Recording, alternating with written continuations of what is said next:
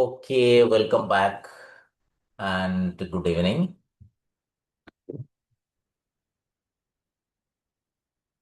നമ്മൾ ഇതിനോടകം ഇന്റഗ്രൽ ഓപ്റ്റിമിസവുമായി ബന്ധപ്പെട്ട് 7 മോഡ്യൂളുകൾ വളരെ ഡീറ്റെയിൽ ആയിട്ട് തന്നെ നമ്മൾ ഡിസ്കസ് ചെയ്യേണ്ടായി.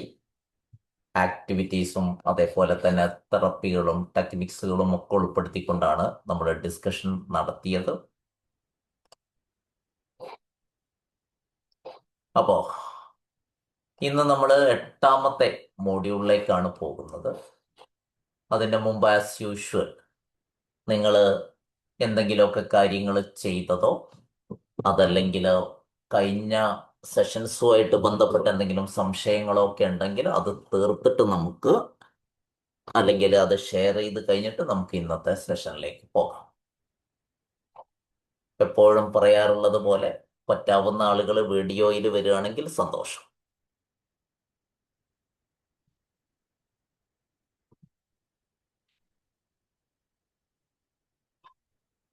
എന്തെങ്കിലും ചോദ്യങ്ങളോ എന്തെങ്കിലും പിന്നെ നിങ്ങളുടെ വക ആഡ് ചെയ്യലോ ഷെയർ ചെയ്യലോ ഒക്കെ ഉണ്ടെങ്കിൽ അതാവാം ആദ്യം.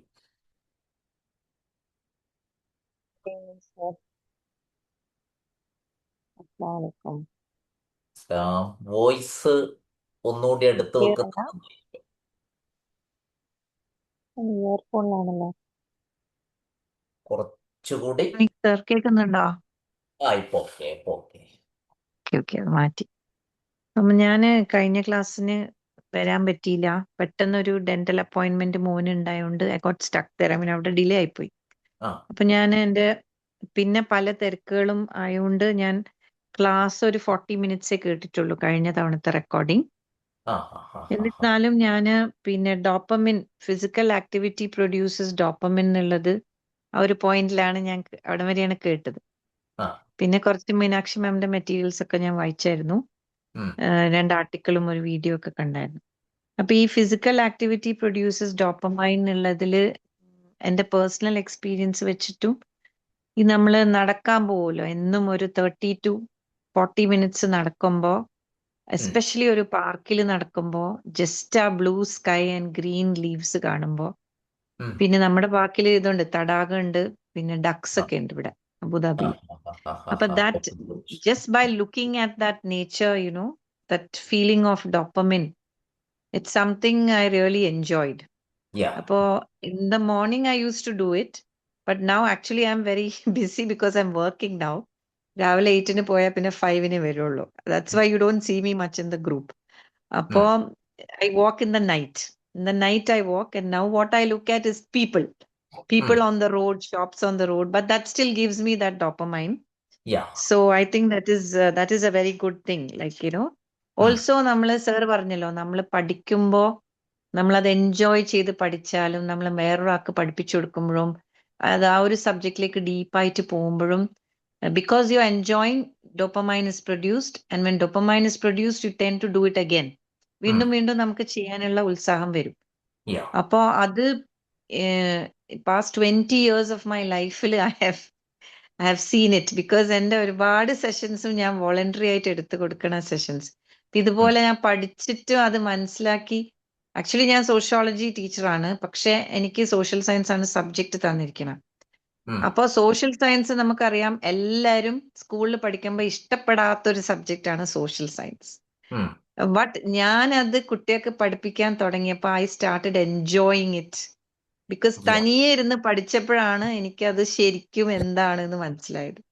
അപ്പൊ ഇപ്പൊ അങ്ങനെ ഒരു ഇഷ്ടത്തോടു കൂടിയാണ് ഞാനത് പഠിപ്പിച്ചു കൊടുക്കുന്നത്. അപ്പൊ അവിടെയും ഈ ഡോപ്പമൈൻ്റെ ആ ഒരു എഫക്റ്റിന്റെ ഇതും ജീവിതത്തിൽ എക്സ്പീരിയൻസ് ചെയ്യാൻ പറ്റി. ഇവിടെ വരെ ഞാൻ കേട്ടിട്ടേ ഉള്ളൂ, ബാക്കി കേൾക്കുമ്പോൾ I will be able to relate. Thank you so much. Okay okay, thank you. നമ്മൾ സാധാരണഗതിയിൽ ഈ ഹാപ്പിനെസിന്റെ കെമിക്കൽസ് നമുക്ക് നാച്ചുറലി പ്രൊഡ്യൂസ് ചെയ്യാൻ പറ്റുമെന്നുള്ളതാണ് ഏറ്റവും വലിയ പ്രയോജനം എന്ന് പറയുന്നത്. പക്ഷെ പലപ്പോഴും നമ്മൾ അസുഖം വന്നിട്ട് പിന്നെ മെഡിസിൻ എടുത്തിട്ടാണ് ഇത് പ്രൊഡ്യൂസ് ചെയ്യാൻ വേണ്ടിയിട്ട് നടക്കാറുള്ളത്. അല്ലെങ്കിൽ ഡോക്ടേഴ്സ് എന്തെങ്കിലും ചെയ്യാൻ പറയുമ്പോഴാണ് നമ്മൾ ചെയ്യാറുള്ളത്. നമ്മളതൊരു ഡെയിലി റൂട്ടീനായിട്ട് നമ്മൾ ഈ കെമിക്കൽസ് പ്രൊഡ്യൂസ് ചെയ്യുന്ന കാര്യങ്ങൾ ചെയ്താൽ തന്നെ നമ്മുടെ ബ്രെയിൻ ഒരുപാട് ഒരുപാട് ഒരുപാട് പിന്നെ സപ്പോർട്ടീവ് ആയിരിക്കും നമുക്ക്. അപ്പൊ അത് ചെയ്യുന്നു എന്നറിഞ്ഞതിൽ കഴിഞ്ഞ പാസ്റ്റ് 20 years ആയിട്ട് അതിൻ്റെ ഒരു എക്സ്പീരിയൻസ് പറയുമ്പോൾ നമ്മൾ ഈ പറയുന്നതിന്റെ ഒരു എന്താ പറയാ, നമുക്ക് അതിന്റെ ശരിയായിട്ടുള്ള ഒരു പിന്നെ എന്താ പറയാ എവിഡൻസ് കൂടിയാണ് അത്. കാരണം ചെയ്യുന്ന ആളുകൾക്ക് റിസൾട്ട് കിട്ടുന്നത് റിസർച്ചിന്റെ അടിസ്ഥാനത്തിൽ പ്രൂവ് ചെയ്തത് പറയുക കൂടി ചെയ്യുന്ന സമയത്ത് നമുക്ക് അതിൻ്റെതായ വലിയൊരു ആധികാരികത, ഒരു ഓത്തന്റിസിറ്റി അതിനെപ്പോഴും ഉണ്ടാവുന്നത്. അതാണ് ഇപ്പം ജാസ്മിൻ മേം പറഞ്ഞപ്പോൾ നമുക്ക് കിട്ടുന്ന വലിയൊരു കാര്യം. Okay, thank you so much. Then മറ്റാർക്കെങ്കിലും എന്തെങ്കിലും ആഡ് ചെയ്യാനോ ചോദിക്കാനോ ഉണ്ടോ? സർ, ഉം. ഒരു ഫ്ലൈറ്റില് നമ്മുടെ ഗസ്റ്റാൾട്ടിന്റെ ഇന്റേണൽ ഡയലോഗും അതിന്റെ കൂടെ ഒരു നമ്മുടെ ആം, ആം, അയ്യോ ഫോർഗീവ്നെസ് കൂടെ രണ്ടും കൂടെ ചേർത്ത് കൊടുത്തു. ഉം. ബ്യൂട്ടിഫുൾ എക്സ്പീരിയൻസ് ആയിരുന്നു. അത് നമ്മൾ ഈ ഇന്റേണൽ ഡയലോഗിൽ നമ്മൾ ആ ഒരു ഡയലോഗ് എക്സ്പ്ലോറേഷനും ആ സെൽഫാണ് തെറ്റ് ചെയ്തത്, അല്ലെ എന്തുകൊണ്ട് ഞാൻ വീണ്ടും തിരിച്ചു പോയി ഇത് ചെയ്തു എന്ന് ചോദിക്കുമ്പോ സെൽഫിന് ഹീൽ ചെയ്യാനുള്ള ഒരു ഫൊർഗീവ്നെസ്സും കൂടെ കൊടുത്തപ്പോ കഴിഞ്ഞിട്ട് ഈ സെഷൻ കഴിഞ്ഞിട്ട് ഞാൻ അവരോട് ചോദിച്ചു എങ്ങനെ ഉണ്ടായിരുന്നു എക്സ്പീരിയൻസ്. അപ്പൊ അവര് പറയാണ് കുളിരാണ്, ഒരു പരിച്ചെഴുന്നേറ്റ മട്ടാണ്, Yeah. ഒരു പനി കഴിഞ്ഞ് Great, great. ബോഡിക്ക് എന്താ ഫീൽ ചെയ്യാ അതുപോലെ ഫീൽ ചെയ്യും. Yeah, great. ബ്യൂട്ടിഫുൾ എക്സ്പീരിയൻസ് ആയിരുന്നു. Yeah, right. ഞാൻ സാറ് പറഞ്ഞ് കേട്ടിട്ടുണ്ട് ഇങ്ങനെ ബ്ലെൻഡ് ചെയ്ത് കൊടുക്കാം എന്നുള്ളത്. ആ. അങ്ങനെ പല സ്ഥലത്തൊന്നും അപ്ലൈ ചെയ്ത് നോക്കിയിട്ടുണ്ടായിരുന്നു. Yes. പക്ഷെ ഇത് ആക്ച്വലി ഇന്റേണൽ ഡയലോഗിലായിരുന്നു പ്ലാന്. ആ. അവിടെ ഈ സെൽഫാണ് പ്രശ്നം എന്ന് പറഞ്ഞപ്പോഴാണ് ഫൊർഗീവ്നെസ് കൂടെ ആഡ് ചെയ്തത്. ഉം. പ്ലാൻഡ് ആയിരുന്നില്ല, പക്ഷെ നല്ലൊരു എക്സ്പീരിയൻസ് ആയിരുന്നു. Yeah, good. Thank you so much. കാരണം ബ്ലെൻഡ് ചെയ്യുന്നതെന്ന് പറയുന്നത് എപ്പോഴും നമുക്കറിയാലോ, നമ്മളിപ്പോ ജീവിക്കുന്ന ലോകത്തുള്ള പല സംഗതികളും എക്സിസ്റ്റിംഗ് ആയിട്ടുള്ള നോളേജുകളുടെ ബ്ലെൻഡിങ് ആണ്. അതിനെ ബ്ലെൻഡ് ചെയ്യുമ്പോഴാണ് നമുക്ക് പുതിയ ഐറ്റങ്ങൾ കിട്ടുന്നത്, അല്ലെങ്കിൽ പുതിയ റിസൾട്ടുകൾ ഉണ്ടാവുന്നത്. അതുപോലെ തന്നെയാണ് നമ്മൾ തെറപ്പികൾ ബ്ലെൻഡ് ചെയ്യുന്ന സമയത്തും, പ്രത്യേകിച്ചും ഫോർഗിവ്നെസ്, ഗ്രാറ്റിറ്റ്യൂഡ് തുടങ്ങിയ സംഗതികൾ നമ്മൾ ബ്ലെൻഡ് ചെയ്യുന്ന സമയത്ത്, ഒന്ന് നമ്മൾ പോസിറ്റീവ് സൈക്കോളജി ടൂള് നമ്മൾ തെറാപ്പികളോടൊപ്പം ബ്ലെൻഡ് ചെയ്യുക എന്ന് പറയുമ്പോൾ അതിൽ കിട്ടുന്ന ഒരു എക്സ്പീരിയൻസ് വളരെ വലുതായിരിക്കും.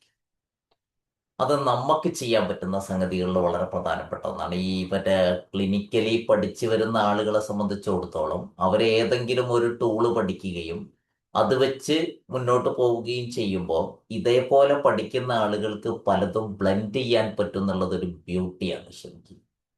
കാരണം നമ്മൾ വ്യത്യസ്ത ടൂളുകൾ പഠിക്കുമ്പോൾ അത് ബ്ലെൻഡ് ചെയ്ത് ഉപയോഗിക്കുന്ന സമയത്ത് നമുക്ക് കിട്ടുന്ന റിസൾട്ട് മറ്റൊന്നായിരിക്കും. Anyway, thank you so much. മറ്റാർക്കെങ്കിലും എന്തെങ്കിലും കാര്യങ്ങളുണ്ടോ ആഡ് ചെയ്യാനോ ചോദിക്കാനോ പറയാനോ?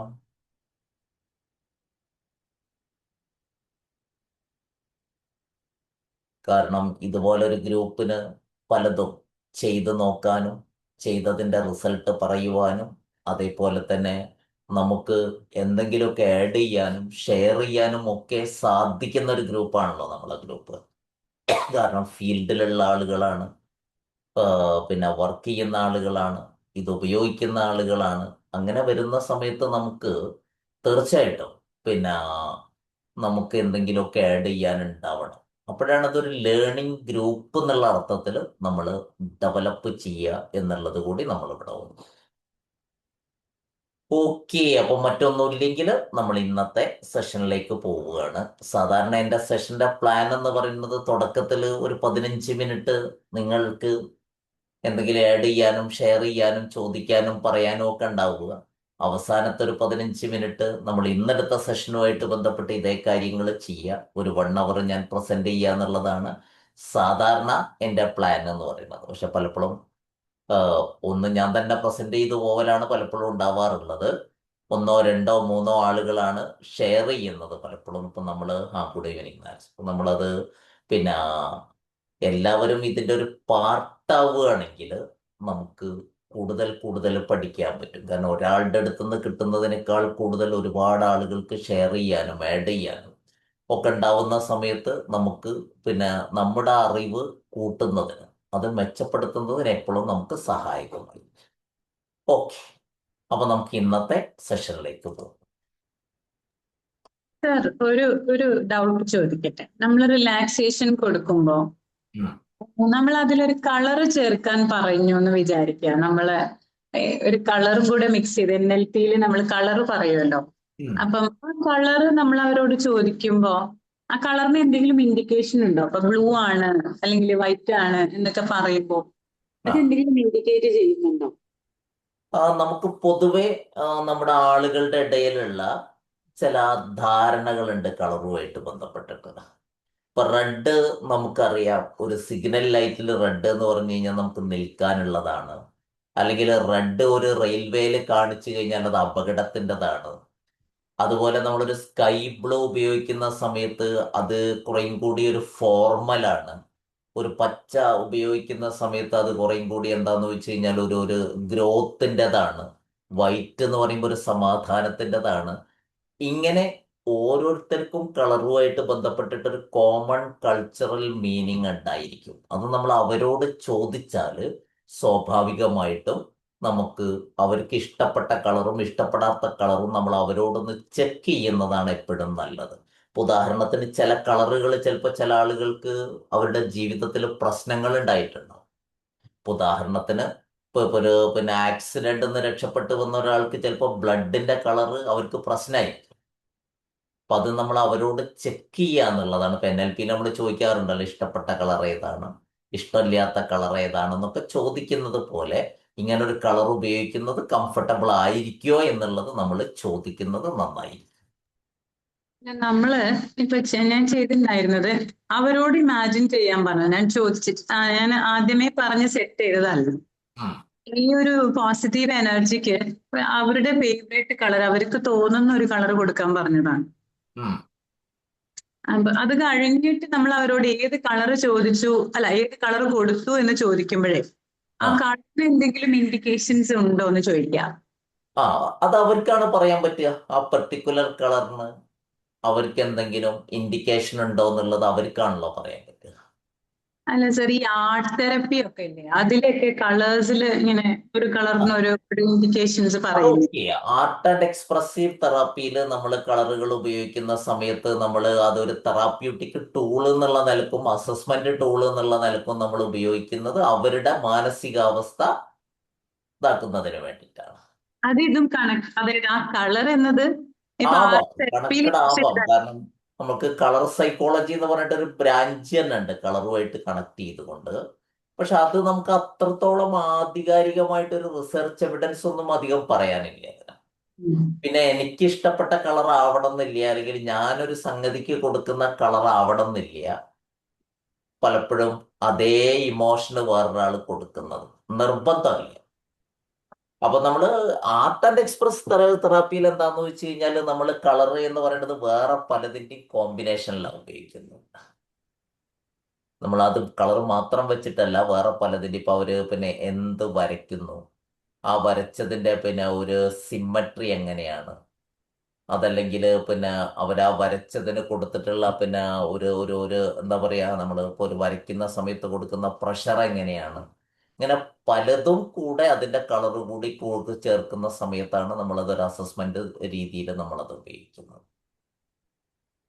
കളർ മാത്രമായിട്ട് വരുമ്പോൾ നമ്മൾ ഒന്നിൽ അവരോട് ചെക്ക് ചെയ്യാം, അതല്ലെങ്കിൽ അവർ എന്തുകൊണ്ട് സെലക്ട് ചെയ്തു എന്നുള്ളത് എന്താവാം അവരോട് നമ്മൾ ചോദിക്കുന്നത് കുറച്ചുകൂടി നന്നായിരിക്കും.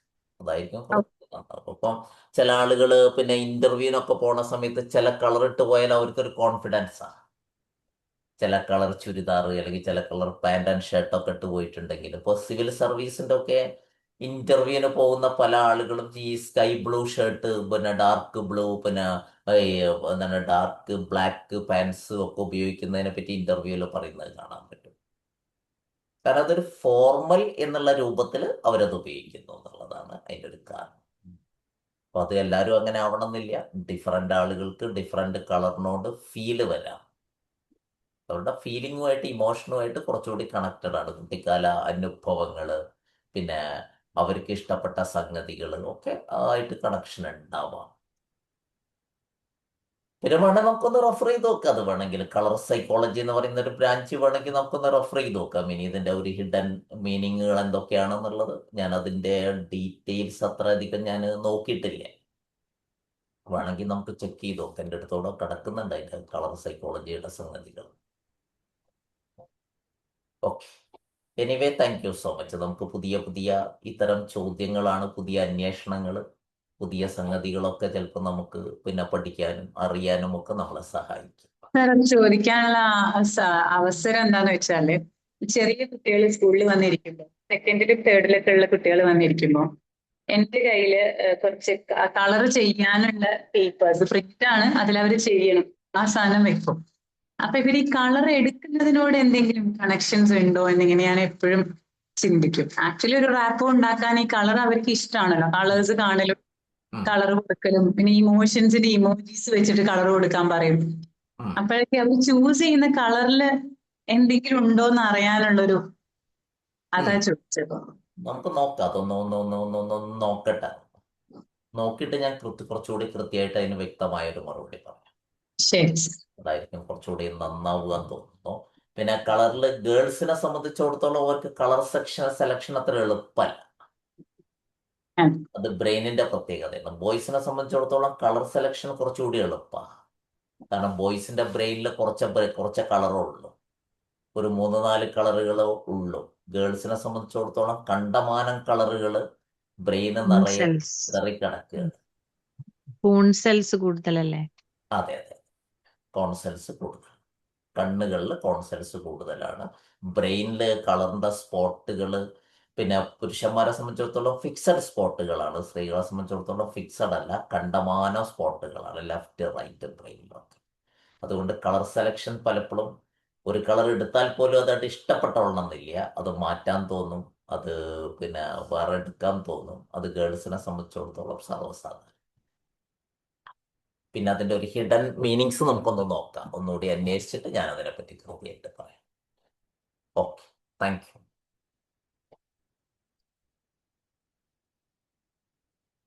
So welcome back.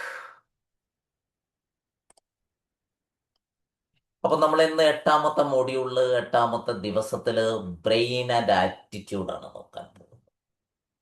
ഈ 2 വാക്കും നമുക്ക് ഏറെ സുപരിചിതമാണ്. നമ്മുടെ ഇന്നത്തെ ന്യൂജൻ ഉപയോഗിക്കുന്ന ഒരു ആറ്റിറ്റ്യൂഡ് എന്നുള്ള വാക്കിന് പുതിയ മീനിങ്ങുകൾ വന്നിട്ടുണ്ട്. അതല്ല നമ്മളിവിടെ ഉദ്ദേശിക്കുന്നത്. ഇപ്പൊ നമ്മൾ ഒരു ഫോട്ടോ ഒക്കെ പോസ്റ്റ് ചെയ്താൽ പിന്നെ ആറ്റിറ്റ്യൂഡ് ഇടുക എന്ന് പറയുന്ന രീതിയിൽ ന്യൂജന് ആറ്റിറ്റ്യൂഡിനെ മറ്റൊരർത്ഥത്തിൽ കൂടി ഉപയോഗിക്കുന്നുണ്ട്. നമ്മളിവിടെ ആറ്റിറ്റ്യൂഡിന് കൊടുക്കുന്ന ഒരു മനോഭാവം എന്നുള്ളത് തന്നെയാണ്. ഒരു സംഗതിയെ നമ്മൾ ഏത് രീതിയിൽ നോക്കിക്കാണുന്നു എന്നുള്ളതാണ്.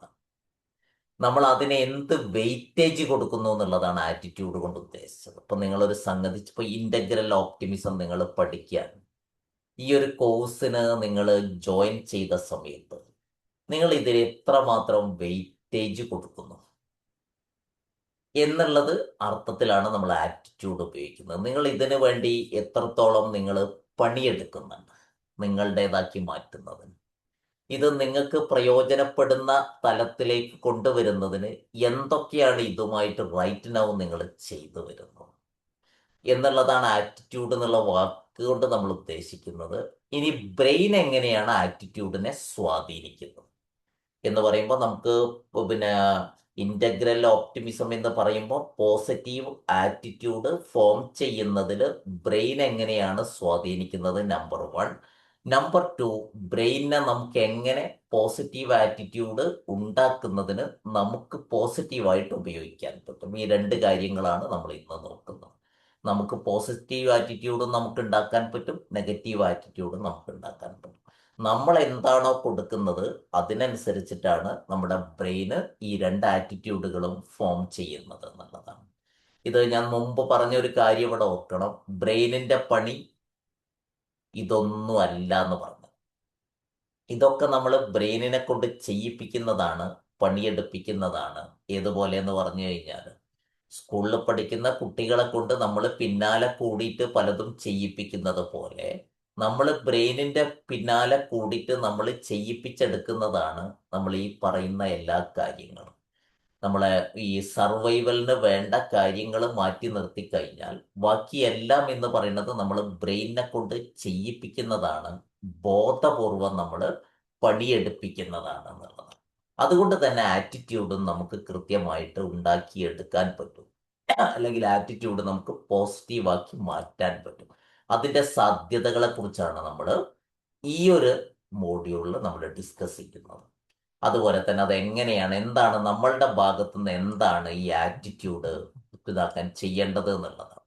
ഈ ഒരു ചിത്രം ഒരു പക്ഷേ നിങ്ങൾക്ക് ഓർമ്മ ഉണ്ടാവും. പണ്ട് നിങ്ങൾ ഏത് ക്ലാസ്സിലാണ് പഠിച്ചതെന്ന് എനിക്കറിയില്ല. ഞാൻ പഠിക്കുന്ന സമയത്ത് 9ാം ക്ലാസ്സിൽ ബയോളജിയിലാണ് ഈ ഒരു ചിത്രം പഠിച്ചിട്ടുള്ളത്. ന്യൂറോൺ. ഇതിന്റെ ചിത്രമൊക്കെ വരച്ച് നമ്മൾ പഠിച്ചിട്ടുണ്ട്.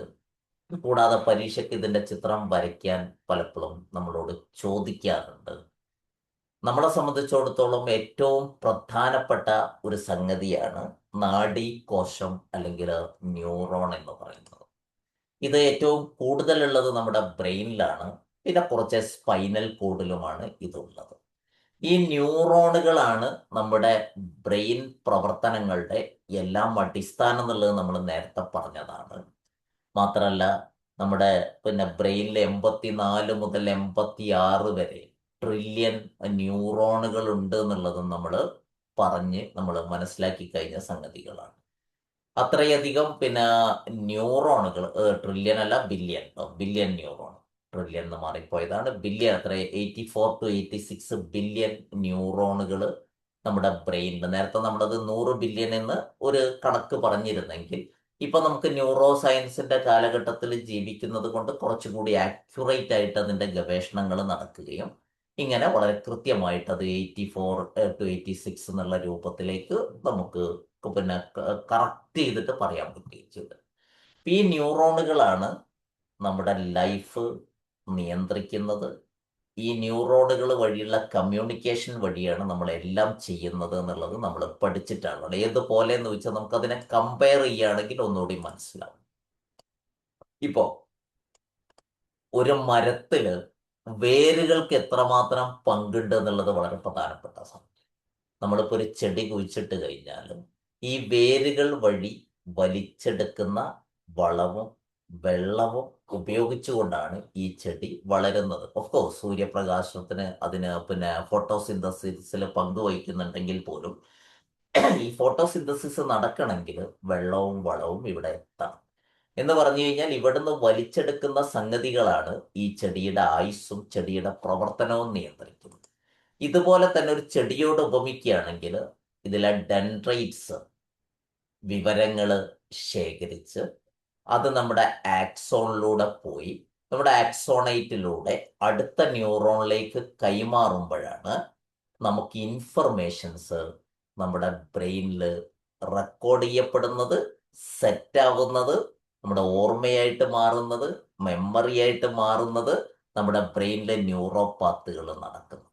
ഇപ്പൊ എത്രത്തോളം പുതിയ ഇൻഫർമേഷൻസ്, പോസിറ്റീവായ സംഗതികൾ നമ്മൾ ചെയ്യുന്നോ അത്രത്തോളം സംഗതികൾ ഈ ഡെൻഡ്രൈറ്റ്സ് ശേഖരിക്കുകയും അത് ആക്സോൺ വഴി, ആക്സണൈറ്റുകൾ വഴി അടുത്ത ന്യൂറോണിലേക്ക് പാസ് ചെയ്യുകയും അങ്ങനെ നമ്മളുടെ കുറേ ഓർമ്മയുടെ കേന്ദ്രങ്ങൾ, വിവരങ്ങളുടെ കേന്ദ്രങ്ങൾ, വിവരശേഖരണത്തിന്റെ കേന്ദ്രങ്ങൾ നമ്മളിൽ രൂപീകരിക്കുകയും ചെയ്യും. ഇങ്ങനെ പറയുമ്പോൾ നിങ്ങൾക്ക് ചിലർക്ക് കുറച്ച് കൺഫ്യൂഷൻ ഉണ്ടാവും. ഞാനത് ക്ലിയർ ആക്കും, ഇത്തിരി കഴിയുമ്പോഴേക്ക് ഞാനത് വ്യക്തമാക്കി തരാം. എന്ന് പറഞ്ഞു കഴിഞ്ഞാൽ ഇതുപോലെ ഇപ്പോൾ ഒരു വിവരം, പുതിയൊരു വിവരം എന്ന് പറഞ്ഞു കഴിഞ്ഞാൽ എൻ്റെ ന്യൂറോണിലെ ഒരു നാഡീകോശം ആ വിവരം എന്ത് ചെയ്യുമെന്ന് ചോദിച്ചു കഴിഞ്ഞാൽ ഇങ്ങനെ ഇതിൽ ആക്സോണിലൂടെ സഞ്ചരിച്ച് നേരെ അടുത്ത ന്യൂറോണിലേക്ക് ഇതുപോലെ ഇപ്പോൾ ഇവിടെ അവസാനത്തിൽ എത്തുന്ന സമയത്ത് പാസ് ചെയ്യുകയാണ് ചെയ്യുന്നത്. ഈ പാസ് ചെയ്യുന്നപ്പോൾ നമുക്ക് ഇതേപോലെയുള്ള പുതിയ പുതിയ പുതിയ ചില ഓർമ്മയുടെ കേന്ദ്രങ്ങൾ, ഇതിന് കണക്ഷൻസ് എന്നാണ് പറയുക, ന്യൂറൽ കണക്ഷൻസ് എന്നാണ് നമ്മൾ ഇതിന് പറയുക. ഈ കണക്ഷൻസ് ആണ് ശരിക്ക് നമ്മളുടെ പിന്നെ എല്ലാ സംഗതികളും തീരുമാനിക്കുന്നത് എന്നുള്ളത്. ഇപ്പൊ ഞാനിപ്പോ പിന്നെ ജാസ്മിനെ കണ്ടുകൊണ്ടിരിക്കും. ജാസ്മിന്റെ ഫേസ് ഞാൻ എല്ലാ ക്ലാസ്സിലും ഇങ്ങനെ കാണുന്ന സമയത്ത് ഓട്ടോമാറ്റിക്കലി എന്ത് ചെയ്യുന്നു വെച്ച് കഴിഞ്ഞാൽ എന്നിൽ ജാസ്മിനുമായി കണക്ട് ചെയ്ത ഒരു വിവരം എൻ്റെ ബ്രെയിനിൽ ഒരു പ്രത്യേക സ്പോട്ടില് കൃത്യമായിട്ട് റെക്കോർഡ് ചെയ്യപ്പെടും. ഇത് എത്ര തവണ ഞാൻ ജാസ്മിനെ കാണുന്നോ അത്രയധികം തവണ അത് ശക്തിപ്പെട്ടുകൊണ്ടിരിക്കും.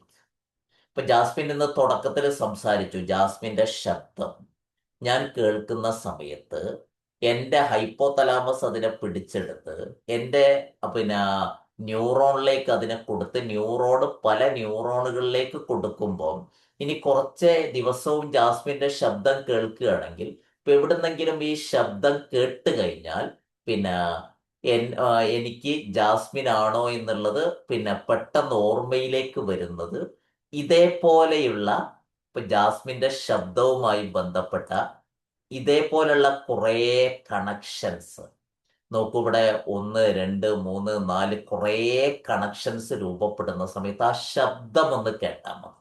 ഉടനെ തന്നെ ഇത് ജാസ്മിൻ ആണെന്നുള്ളത് പെട്ടെന്ന് എൻ്റെ ഓർമ്മയിലേക്ക് എത്തണമെങ്കിൽ ഇതേപോലെയുള്ള കുറെ ആക്റ്റീവായിട്ടുള്ള കണക്ഷൻസ് ഉണ്ടാവണം.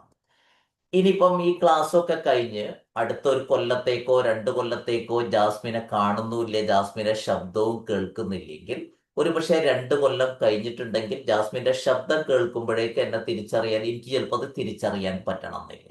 കാരണം ആ ന്യൂറോപാത്ത് ഒന്ന് മെല്ലെ വീക്കായിട്ട് മാറും. ഇങ്ങനെയാണ് നമ്മളില് പിന്നെ വിവരങ്ങള്, ആറ്റിറ്റ്യൂഡുകള്, ഇമോഷൻസ് ഒക്കെ നമ്മുടേതായിട്ട് രേഖപ്പെടുത്തി വെക്കുന്നത്. ഇപ്പോ നേരത്തെ പിന്നെ ഈ കഴിഞ്ഞ ശനിയാഴ്ച ഉണ്ടായ ഒരു അനുഭവം, പിന്നെ നമ്മുടെ ഗസ്റ്റോൾട്ട് തെറാപ്പി വർക്ക്ഷോപ്പ് നടക്കുന്ന സമയത്ത് അതിലെ പിന്നെ ഒരു പാർട്ടിസിപ്പന്റ് ആയിരുന്നു നമ്മുടെ പ്രശസ്തനായ മജീഷ്യൻ R.K. മലയത്ത്. ഞാൻ അദ്ദേഹത്തെ കണ്ടിട്ടില്ല, അദ്ദേഹം എന്നെയും കണ്ടിട്ടില്ല, ഓൺലൈനിലൂടെ കണ്ടിട്ടുണ്ട്. ഇതുപോലെ ഇപ്പൊ നമ്മൾ കാണുന്നത് പോലെ കണ്ടിട്ടുണ്ട്. അപ്പോൾ എറണാകുളത്ത് വെച്ച് പിന്നെ ഒരു പ്രോഗ്രാമില് ഞാൻ അദ്ദേഹത്തെ കാണുന്നു, അദ്ദേഹം എന്നെയും കാണുന്നു. എനിക്ക് എവിടെയോ കണ്ടിട്ടുണ്ട് എന്നുള്ള ചെറിയൊരു തോന്നൽ എവിടെയോ ഉണ്ട്. പക്ഷെ കുറച്ച് കഴിഞ്ഞപ്പോൾ അദ്ദേഹം എൻ്റെ അടുത്ത് വന്നിട്ട് ഇന്ന ആളാണോ എന്ന് ചോദിച്ചു. അപ്പൊ ഞാൻ യെസ് എന്ന് പറഞ്ഞു. അപ്പൊ അദ്ദേഹം പറഞ്ഞൊരു കാര്യമുണ്ട്, ഈ ശബ്ദം നിങ്ങളുടെ ഇപ്പൊ സുഹൃത്തിനോട് സംസാരിക്കുന്നത് കേട്ടപ്പോഴാണ് ഇത് നിങ്ങളാണെന്ന് എനിക്ക് മനസ്സിലാവും. ഈ ഒരു 10ഓളം ക്ലാസ്സുകളിൽ ഗസ്റ്റാൾട്ട് തെറാപ്പിയുടെ ക്ലാസ്സിൽ സാറ് എൻ്റെ ശബ്ദം കേട്ട് കേട്ട് കേട്ട് അതെവിടെയോ ഇതേപോലെ ഒരു ന്യൂറൽ കണക്ഷനായിട്ട് അദ്ദേഹത്തിന്റെ ബ്രെയിനിൽ കിടന്നത് കൊണ്ടാണ് എൻ്റെ ശബ്ദം കേട്ട സമയത്ത് അദ്ദേഹത്തിന് അത് തിരിച്ചറിയാൻ പറ്റും. അപ്പൊ നമ്മൾ നേരത്തെ പറഞ്ഞിട്ടുണ്ട്, ഈ സംഗതി എത്ര തവണ റിപ്പീറ്റ് ചെയ്യുന്നോ അല്ലെങ്കിൽ ഇമോഷണൽ ആയിട്ട് ചെയ്യുന്നോ അങ്ങനെ നമുക്ക് എന്ത് ചെയ്യാൻ പറ്റും, ന്യൂറൽ കണക്ഷൻസ് ഉണ്ടാക്കാൻ പറ്റും. ഞാൻ ഈ ഉദാഹരണങ്ങളും കാര്യങ്ങളൊക്കെ പറഞ്ഞ് പോടേണ്ട ഒരു കാരണം, കുറച്ച് ആളുകൾ പറഞ്ഞിട്ടുണ്ട് ബ്രെയിനിനെ പറ്റി പറയുന്ന സമയത്ത് ഞങ്ങൾക്ക് അത് അത്ര അങ്ങോട്ട് മനസ്സിലാവുന്നില്ല. അപ്പം ന്യൂറോൺ എന്ന് പറയുന്നത് നമ്മുടെ ശരീരത്തിലുള്ള ഒരു കോശമാണ്, ബ്രെയിനിലുള്ള ഒരു കോശം. ഇതിന്റെ പ്രധാന പ്രവർത്തനം എന്ന് പറയുന്നത് നമുക്ക് ഇൻഫർമേഷൻസ് ഒരു സെല്ലിൽ നിന്ന് അടുത്ത സെല്ലിലേക്ക് കൈമാറണം. ഈ കൈമാറലുകൾ വഴിയാണ് നമ്മുടെ തലയിൽ ഓർമ്മയുടെ കണക്ഷൻസ് ഉണ്ടാകുന്നത്. അതുകൊണ്ടാണ് നമുക്ക് പിന്നെ ചിലത് കേൾക്കുമ്പം കാണുമ്പം ഒക്കെ രൂപപ്പെടുന്നത്. ഞാനിത് പറഞ്ഞതിന്റെ കാരണം, നമുക്ക് പോസിറ്റീവ് ആറ്റിറ്റ്യൂഡ് ഉണ്ടാക്കണമെങ്കിൽ പോസിറ്റീവായിട്ടുള്ള കാര്യങ്ങൾ നിരന്തരം ചെയ്യുകയോ വായിക്കുകയോ കേൾക്കുകയോ ചെയ്താൽ നമ്മുടെ ന്യൂറോപാത്ത് അതുമായിട്ട് ബന്ധപ്പെട്ട സംഗതികൾ ശക്തിപ്പെടുമെന്ന് പറയാൻ വേണ്ടിയിട്ടാണ് ഇത്രയും കാര്യങ്ങൾ പറഞ്ഞത്. ഇനിയിപ്പോൾ ഇത് മനസ്സിലാവാത്തവർ ബേജാറാവണ്ട. കാരണം എന്താണെന്ന് വെച്ച് കഴിഞ്ഞാൽ നമുക്ക് ഇത് കുറച്ചുകൂടി എളുപ്പത്തിൽ മനസ്സിലാവുന്ന രൂപത്തിൽ നമ്മൾ പറയും. അപ്പം നമുക്ക് ചെറിയൊരു വിഷ്വലൂടെ ഇതുമായിട്ട് ബന്ധപ്പെട്ടിട്ടൊന്ന് കണ്ടു നോക്കാം, എങ്ങനെയാണ് ഈ ന്യൂറോപാത്തുകൾ രൂപപ്പെടുന്നത് എന്നുള്ളത്. ചെറിയ ഒരു വിഷ്വലൂടെ നമുക്ക് കണ്ടാൽ, ഞാൻ സൗണ്ട് കൂടി ഒന്ന് ഷെയർ ചെയ്യട്ടെ.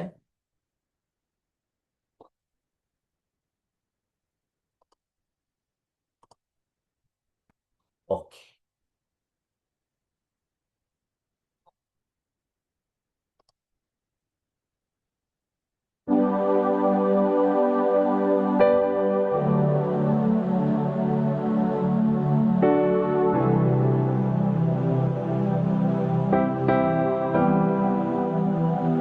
എൺപത്തിനാല് ബില്യൺ ന്യൂറോണുകൾ നമ്മുടെ ബ്രെയിനിലുണ്ട് എന്ന് ഓർമ്മ വേണം.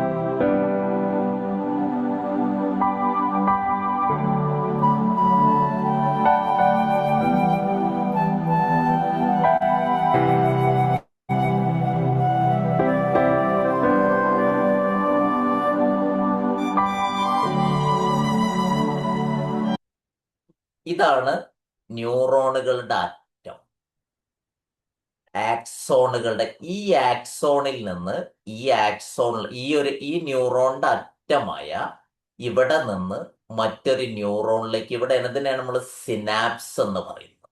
ഇവിടെയാണ് നമ്മൾ പറയുന്ന ന്യൂറോ ട്രാൻസ്മിറ്ററുകൾ, നമ്മൾ പറയാറില്ലേ ഡോപ്പമൈന്, സെറാട്ടോണിൻ, അതൊക്കെ പ്രൊഡ്യൂസ് ചെയ്യുന്നത് ഈ സ്ഥലങ്ങളിലാണ്. ഇവിടെ നമ്മൾ കൈമാറുന്ന വിവരങ്ങൾക്കനുസരിച്ച് നമുക്ക് വേണ്ട ന്യൂറോ ട്രാൻസ്മിറ്റേഴ്സ് പ്രൊഡ്യൂസ് ചെയ്യും.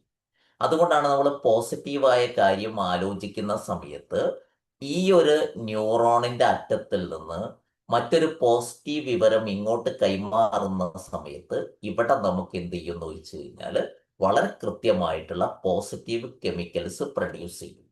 അത് ഇമോഷണൽ കണക്ഷൻ അവിടെ വരുന്നത് കൊണ്ട് നമുക്ക് അങ്ങനത്തെ ഓർമ്മകൾ നമ്മുടെ ബ്രെയിനിൽ വേഗത്തിൽ റെക്കോർഡ് ചെയ്യപ്പെടും. ഈ ഗ്യാപ്പിന് പറയുന്ന പേരാണ് സിനാപ്സസ്.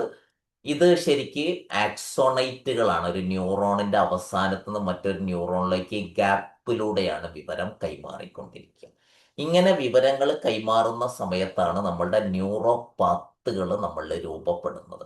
ഇങ്ങനെ ചെറുതായിട്ട് പ്രകാശിച്ച് കാണുന്നതും തടിച്ച് കാണുന്നതും ഒക്കെ നമ്മളുടെ പല അനുഭവങ്ങളുടെ അടിസ്ഥാനത്തിൽ നമ്മൾ ഉണ്ടാക്കിയെടുക്കുന്ന ന്യൂറോ പാത്തുകളാണ്.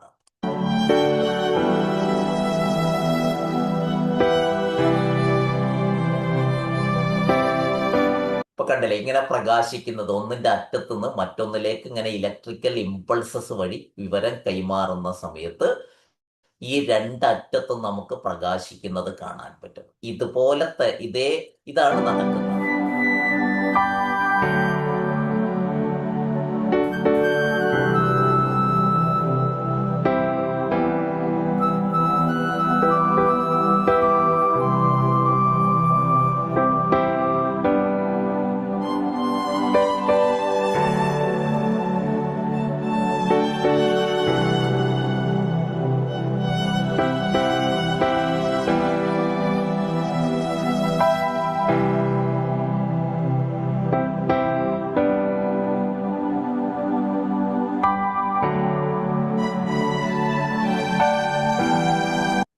ഈ കാണുന്നതാണ് വളരെ ശക്തമായ ഒരു കണക്ഷൻ എന്ന് പറയുന്നത്.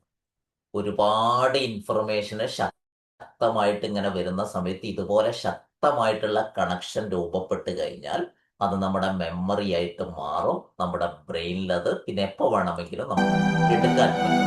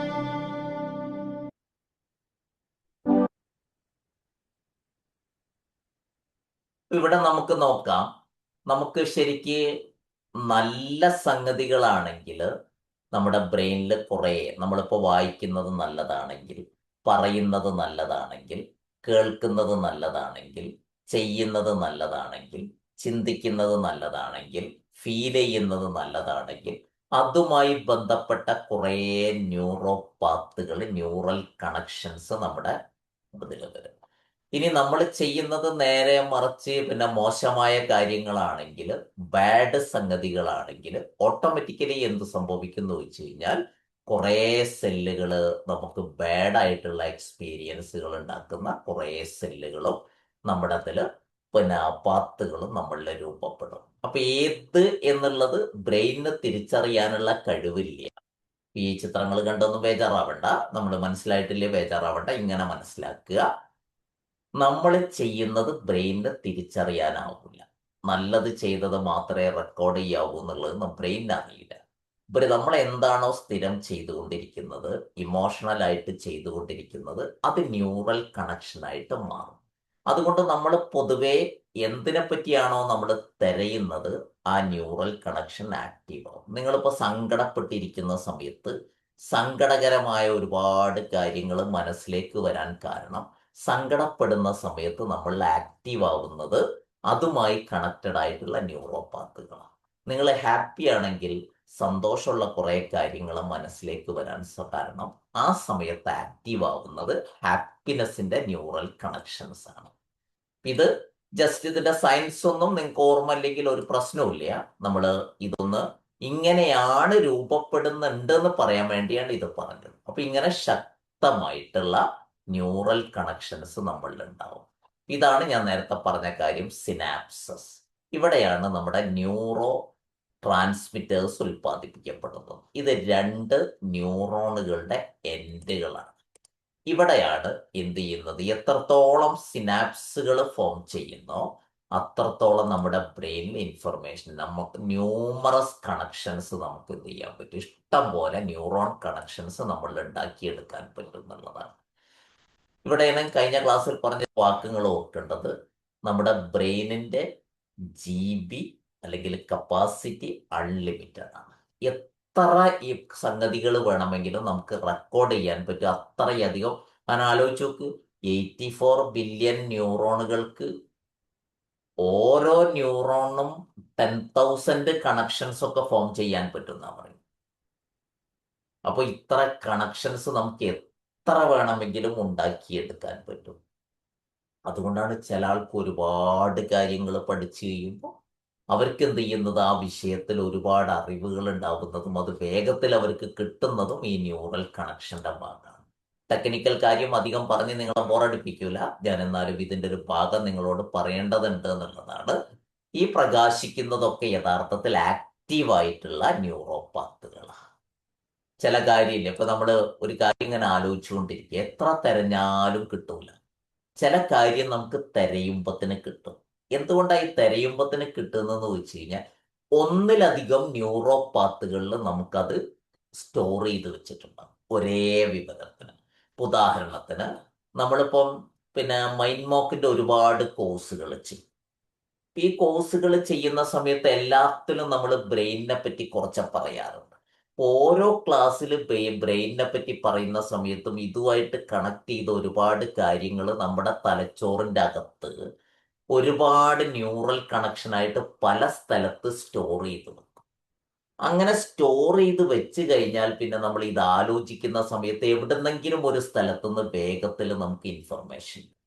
ഏതുപോലെ എന്ന് വെച്ച് കഴിഞ്ഞാല്, ഇപ്പൊ ഞാന് എൻ്റെ പല വിവരങ്ങളും ഈ കമ്പ്യൂട്ടറിൽ ചിലപ്പോൾ 2ഉം 3ഉം സ്ഥലത്ത് ഈ സിസ്റ്റത്തിൽ തന്നെ സേവ് ചെയ്ത് വെക്കാറുണ്ട്. ചിലപ്പോൾ എനിക്ക് വളരെ പെട്ടെന്ന് അത് എടുക്കണമെങ്കിൽ എനിക്ക് ഡെസ്ക്ടോപ്പിൽ നിന്ന് എടുക്കാം, അല്ലെങ്കിൽ എൻ്റെ പിന്നെ ഫോൾഡറിലേക്ക് പോയിട്ട് പിന്നെ അതിൻ്റെ 1ഓ 2ഓ സ്ഥലത്ത് സേവ് ചെയ്ത് വെച്ച സ്ഥലത്ത് നിന്ന് അത് എടുക്കാം. കാരണം ഒന്നിലധികം സ്ഥലത്ത് സേവ് ചെയ്ത് വെച്ചാൽ നമുക്ക് എടുക്കാൻ എളുപ്പമാണ്, വേഗത്തിൽ എടുക്കാം. ഇതുപോലെ തന്നെ നമ്മുടെ തലച്ചോറിൽ ഒന്നിലധികം സ്ഥലത്ത് ഇൻഫർമേഷൻ സേവ് ചെയ്ത് വെച്ചാൽ നമുക്ക് വേഗം കിട്ടും. അത് ചെയ്യണമെന്നുണ്ടെങ്കിൽ നമ്മൾ ഒന്നുകിൽ റിപ്പീറ്റ് ചെയ്ത് ചെയ്യണം, അല്ലെങ്കിൽ ഇമോഷണലായിട്ട് നമ്മളൊരു കാര്യത്തെ സമീപിക്കണം. അങ്ങനെ വരുമ്പോൾ ഇതുപോലെ ആക്റ്റീവായിട്ടുള്ള ന്യൂറൽ കണക്ഷൻസ് നമ്മളിലുണ്ടാവും. ഇതിന് വിളിക്കുന്ന പേരാണ് ന്യൂറോപ്ലാസ്റ്റിസിറ്റി. നമുക്ക് പുതിയ പുതിയ കാര്യങ്ങൾ ചെയ്ത് നമ്മുടെ ബ്രെയിനിൽ പുതിയ ന്യൂറൽ കണക്ഷൻസ് ഉണ്ടാക്കുന്നതിന് പറയുന്ന പേരാണ് ന്യൂറോപ്ലാസ്റ്റിസിറ്റി എന്ന് പറയുന്നത്. ഈ വാക്ക് നമുക്ക് ഏറെ സുപരിചിതമാണ്, നമ്മൾ തന്നെ പലതവണ പറഞ്ഞിട്ടുള്ളതാണ്. ഇപ്പൊ നമ്മൾ ഇന്റഗ്രൽ ഓപ്റ്റിമിസം പഠിച്ചുകൊണ്ടിരിക്കുമ്പോൾ ഓരോ മോഡ്യൂള് പഠിക്കുമ്പോഴും പുതിയ ഇൻഫർമേഷൻസ് നമ്മൾ അതിലേക്ക് ആഡ് ചെയ്തുകൊണ്ടിരിക്കുകയാണ്. ആഡ് ചെയ്തുകൊണ്ടിരിക്കുക എന്ന് പറയുന്ന സമയത്ത് ക്ലാസ് കേട്ട് പോയാൽ പോരാ, നമ്മൾ അത് എവിടെയെങ്കിലും ഉപയോഗിക്കുകയാണെങ്കിൽ. ഇപ്പൊ അതിലിപ്പോ ചില ആളുകൾ ചെയ്യുന്നത് പോലെ കേസിൽ ഉപയോഗിക്കുന്നു, വേറെ ചില ആളുകൾ അത് പിന്നെ പഴയ കാലത്തെ ഇൻഫർമേഷനുമായിട്ട് കണക്ട് ചെയ്ത് ഉപയോഗിക്കുന്നു, വേറെ ചില ആളുകൾ മറ്റുള്ളവർക്ക് ക്ലാസ് എടുക്കാൻ ഉപയോഗിക്കുന്നു. അങ്ങനെയൊക്കെ ഉപയോഗിക്കുമ്പോൾ ഇന്റഗ്രൽ ഓപ്റ്റിമിസത്തിന്റെ കൂടുതൽ കൂടുതൽ ന്യൂറൽ കണക്ഷൻസ് നിങ്ങളുടെ ബ്രെയിനിൽ രൂപപ്പെട്ടു വരും.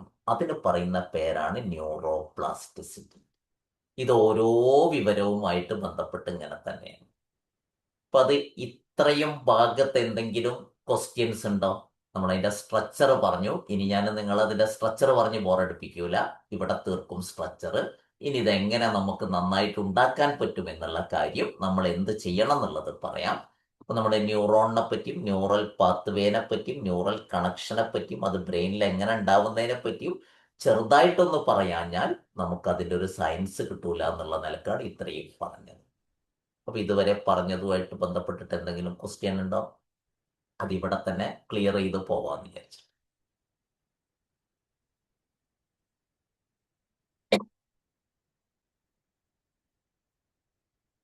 ഓക്കെ, ഞാൻ മുന്നോട്ട് പോവാം. ഇപ്പൊ ന്യൂറോപ്ലാസ്റ്റിസിറ്റി എന്ന് പറയുന്നത് പുതിയ പുതിയ ന്യൂറൽ കണക്ഷൻസ് ഉണ്ടാക്കുന്നതാണ്. പുതിയ ന്യൂറോൺ അല്ല ഉണ്ടാകുന്നത്, പുതിയ ന്യൂറോണുകൾ തമ്മിൽ കൂടിച്ചേർന്നിട്ട് പുതിയ കണക്ഷൻസ്, നെറ്റ്വർക്കുകൾ ഫോം ചെയ്യുന്നു. അതിനെയാണ് നമ്മൾ പുതിയ ഓർമ്മകൾ എന്ന് പറയുന്നത്, പുതിയ പഠനങ്ങൾ എന്ന് പറയുന്നത്, അല്ലെങ്കിൽ പുതുതായിട്ട് സേവ് ചെയ്ത് വെക്കുന്ന കാര്യങ്ങൾ എന്ന് പറയുന്നത്. ഇങ്ങനെ ന്യൂറൽ കണക്ഷൻസ് പുതിയത് വരുമ്പോൾ നമ്മുടെ ബ്രെയിന് പുതുക്കി പണിതുകൊണ്ടിരിക്കും. ഇനി ഇതിന്റെ ഒരു പ്രത്യേകത, എന്നും ചെയ്യുന്ന പണി നമ്മൾ എടുത്തു കഴിഞ്ഞാൽ ന്യൂറോപ്ലാസ്റ്റിസിറ്റി ഉണ്ടാവില്ല, പുതുതായി ചെയ്താലേ ഉണ്ടാവും. അതേപോലെ തന്നെ ഇന്റഗ്രൽ ഓപ്റ്റിമിസത്തിൽ നമ്മൾ നേരത്തെ ഉപയോഗിച്ച കഴിഞ്ഞ ക്ലാസ്സിൽ പറഞ്ഞൊരു വാക്കാണ് മിറർ ന്യൂറോൺസ്.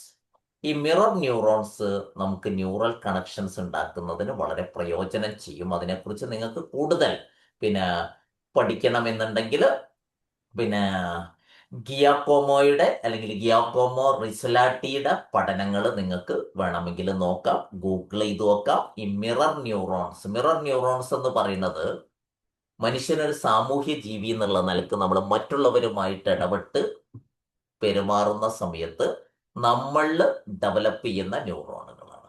ഉദാഹരണത്തിന്, ഞാൻ ആരുമായിട്ട് കൂട്ടുകൂടുന്നോ അയാളുടെ ചില സ്വഭാവങ്ങൾ ഞാൻ പോലും അറിയാതെ എൻ്റെ ബ്രെയിന് ആക്സെപ്റ്റ് ചെയ്യും, എൻ്റെ ബ്രെയിന് ആക്സെപ്റ്റ് ചെയ്യാൻ തുടങ്ങും. ഇപ്പൊ എൻ്റെ കാര്യത്തിൽ, വായനയുടെ കാര്യത്തിൽ എനിക്ക് അങ്ങനെ ചില സുഹൃത്തുക്കളുടെ വായന കണ്ടിട്ട് ഞാൻ വായിച്ചു തുടങ്ങിയിട്ടുണ്ട്. നമ്മൾ ഈ ഹോസ്റ്റലിലൊക്കെ താമസിക്കുന്ന സമയത്ത് പ്രത്യേകിച്ചും എൻ്റെ ചില അധ്യാപകര്, പൊതുവെ അധ്യാപകരുമായിട്ട് നല്ല അടുപ്പുണ്ടായത് കൊണ്ട് അവരെ റൂമിൽ പോകുമ്പോൾ ഓരോരോ പുസ്തകം കാണും, ഈ പുസ്തകം അവർ വായിക്കുന്നത് കാണും. അപ്പൊ നമുക്കൊരു മോട്ടിവേഷൻ അറിയാതെ ഇത് സ്ഥിരം കണ്ടപ്പോൾ ഇങ്ങനെ മറ്റുള്ളവർ ചെയ്യുന്നത് കണ്ടിട്ടോ മറ്റുള്ളവരുമായിട്ട് കൂട്ടുകൂടിയിട്ടോ നമ്മൾ പോലും അറിയാതെ നമ്മളിൽ ചില ന്യൂറോപാത്തുകൾ, ചില ന്യൂറൽ കണക്ഷൻസ് ഡെവലപ്പ് ചെയ്യും. അതിനെയാണ് നമ്മൾ മിറർ ന്യൂറോൺസിന്റെ സഹായത്തോടു കൂടി ഡെവലപ്പ് ചെയ്യുന്ന ന്യൂറൽ കണക്ഷൻസ്. അതുകൊണ്ടാണ് പറയുന്നത്, നമ്മൾ ആരോട് നാട്ടിൽ പറയുന്ന ഒരു കാര്യമില്ലേ, ചന്ദനം ചാരിയാൽ ചന്ദനം മണക്കും എന്ന് പറയുന്ന ഈ പറയുന്നത് പോലെ നമ്മൾ ആരുമായിട്ട് കൂട്ടുകൂടണം. ഇപ്പൊ നിങ്ങളൊരു വാട്സപ്പ് ഗ്രൂപ്പിൽ ജോയിൻ ചെയ്യുകയാണെങ്കിൽ, നമ്മുടെ പിന്നെ ഫ്രണ്ട്സ് മറ്റുള്ളതല്ല കേട്ടോ പറയുന്നത്, നിങ്ങൾ ഏതെങ്കിലും തരത്തിൽ പിന്നെ പ്രയോജനമുള്ള ഗ്രൂപ്പുകളാണെങ്കിൽ അതിൽ ജോയിൻ ചെയ്താൽ നിങ്ങൾ എന്നും അതിൽ പാർട്ടിസിപ്പേറ്റ് ചെയ്യുകയാണെങ്കിൽ നിങ്ങൾ അറിയാതെ എന്ത് ചെയ്യുമെന്ന് ചോദിച്ചു കഴിഞ്ഞാൽ നമ്മളുടെ ഒരു ഡെവലപ്മെന്റ് വരും. ഇപ്പോൾ ഫോർ എക്സാമ്പിൾ, ഇപ്പോൾ ദുബായ്ക്കാർക്ക് പരിചയം ഉണ്ടാവും 5 AM ക്ലബ്ബ്. ഇവിടെ ആരെങ്കിലും 5 AM ക്ലബിൽ പാർട്ടിസിപ്പേറ്റ് ചെയ്യുന്നവരുണ്ടോ? ഇവിടെ കേരളത്തിൽ നമുക്കത് 6:30 PM 5 AM ക്ലബ്ബ് എന്ന് പറയുന്ന ഒരു ക്ലബ്ബ് ഉണ്ട്. ആർക്കെങ്കിലും താല്പര്യമുണ്ടോ ഞാൻ അതിന്റെ ലിങ്ക് തരുന്നുണ്ട്. എവറി ഡേ രാവിലെ എഴുന്നേറ്റിട്ട് ഗ്രാറ്റിറ്റ്യൂഡ് ചെയ്യുന്നു, ഒരു പുതിയ സെഷൻ അറ്റൻഡ് ചെയ്യുന്നു. ഇപ്പൊ അതിൽ ചെയ്യുന്നത് 21 ഡേ ചാലഞ്ച്, 19 ഡേയ്സ് ചാലഞ്ച് എന്നൊക്കെ പറഞ്ഞ് സ്വഭാവത്തിൽ മാറ്റം ഉണ്ടാക്കി ചേരുന്നു. അപ്പം ജാസ്മിൻ പറഞ്ഞിട്ടുണ്ട് യെസ് എന്ന് പറഞ്ഞു. ഇത് ഒരു കൊറോണ കാലഘട്ടത്തിൽ തുടങ്ങിയൊരു സംഗതിയാണ്. ഒരുപാട് ആളുകളുടെ ലൈഫിൽ ഇപ്പൊ എനിക്ക് തന്നെ അറിയാവുന്ന ഒരു 10ഓളം ആളുകൾ ഞാൻ സജസ്റ്റ് ചെയ്തിട്ട് അവരതിൽ പോയി ജോയിൻ ചെയ്തതിന്റെ ഭാഗമായിട്ട് അവരിലുണ്ടായിട്ടുള്ള ഡെവലപ്മെന്റുകളെ പറ്റി അവർ പറയാറുണ്ട്. ഇപ്പൊ ഒരു പിന്നെ ആ യെസ് ഇപ്പൊ അതില് റൈറ്റ്.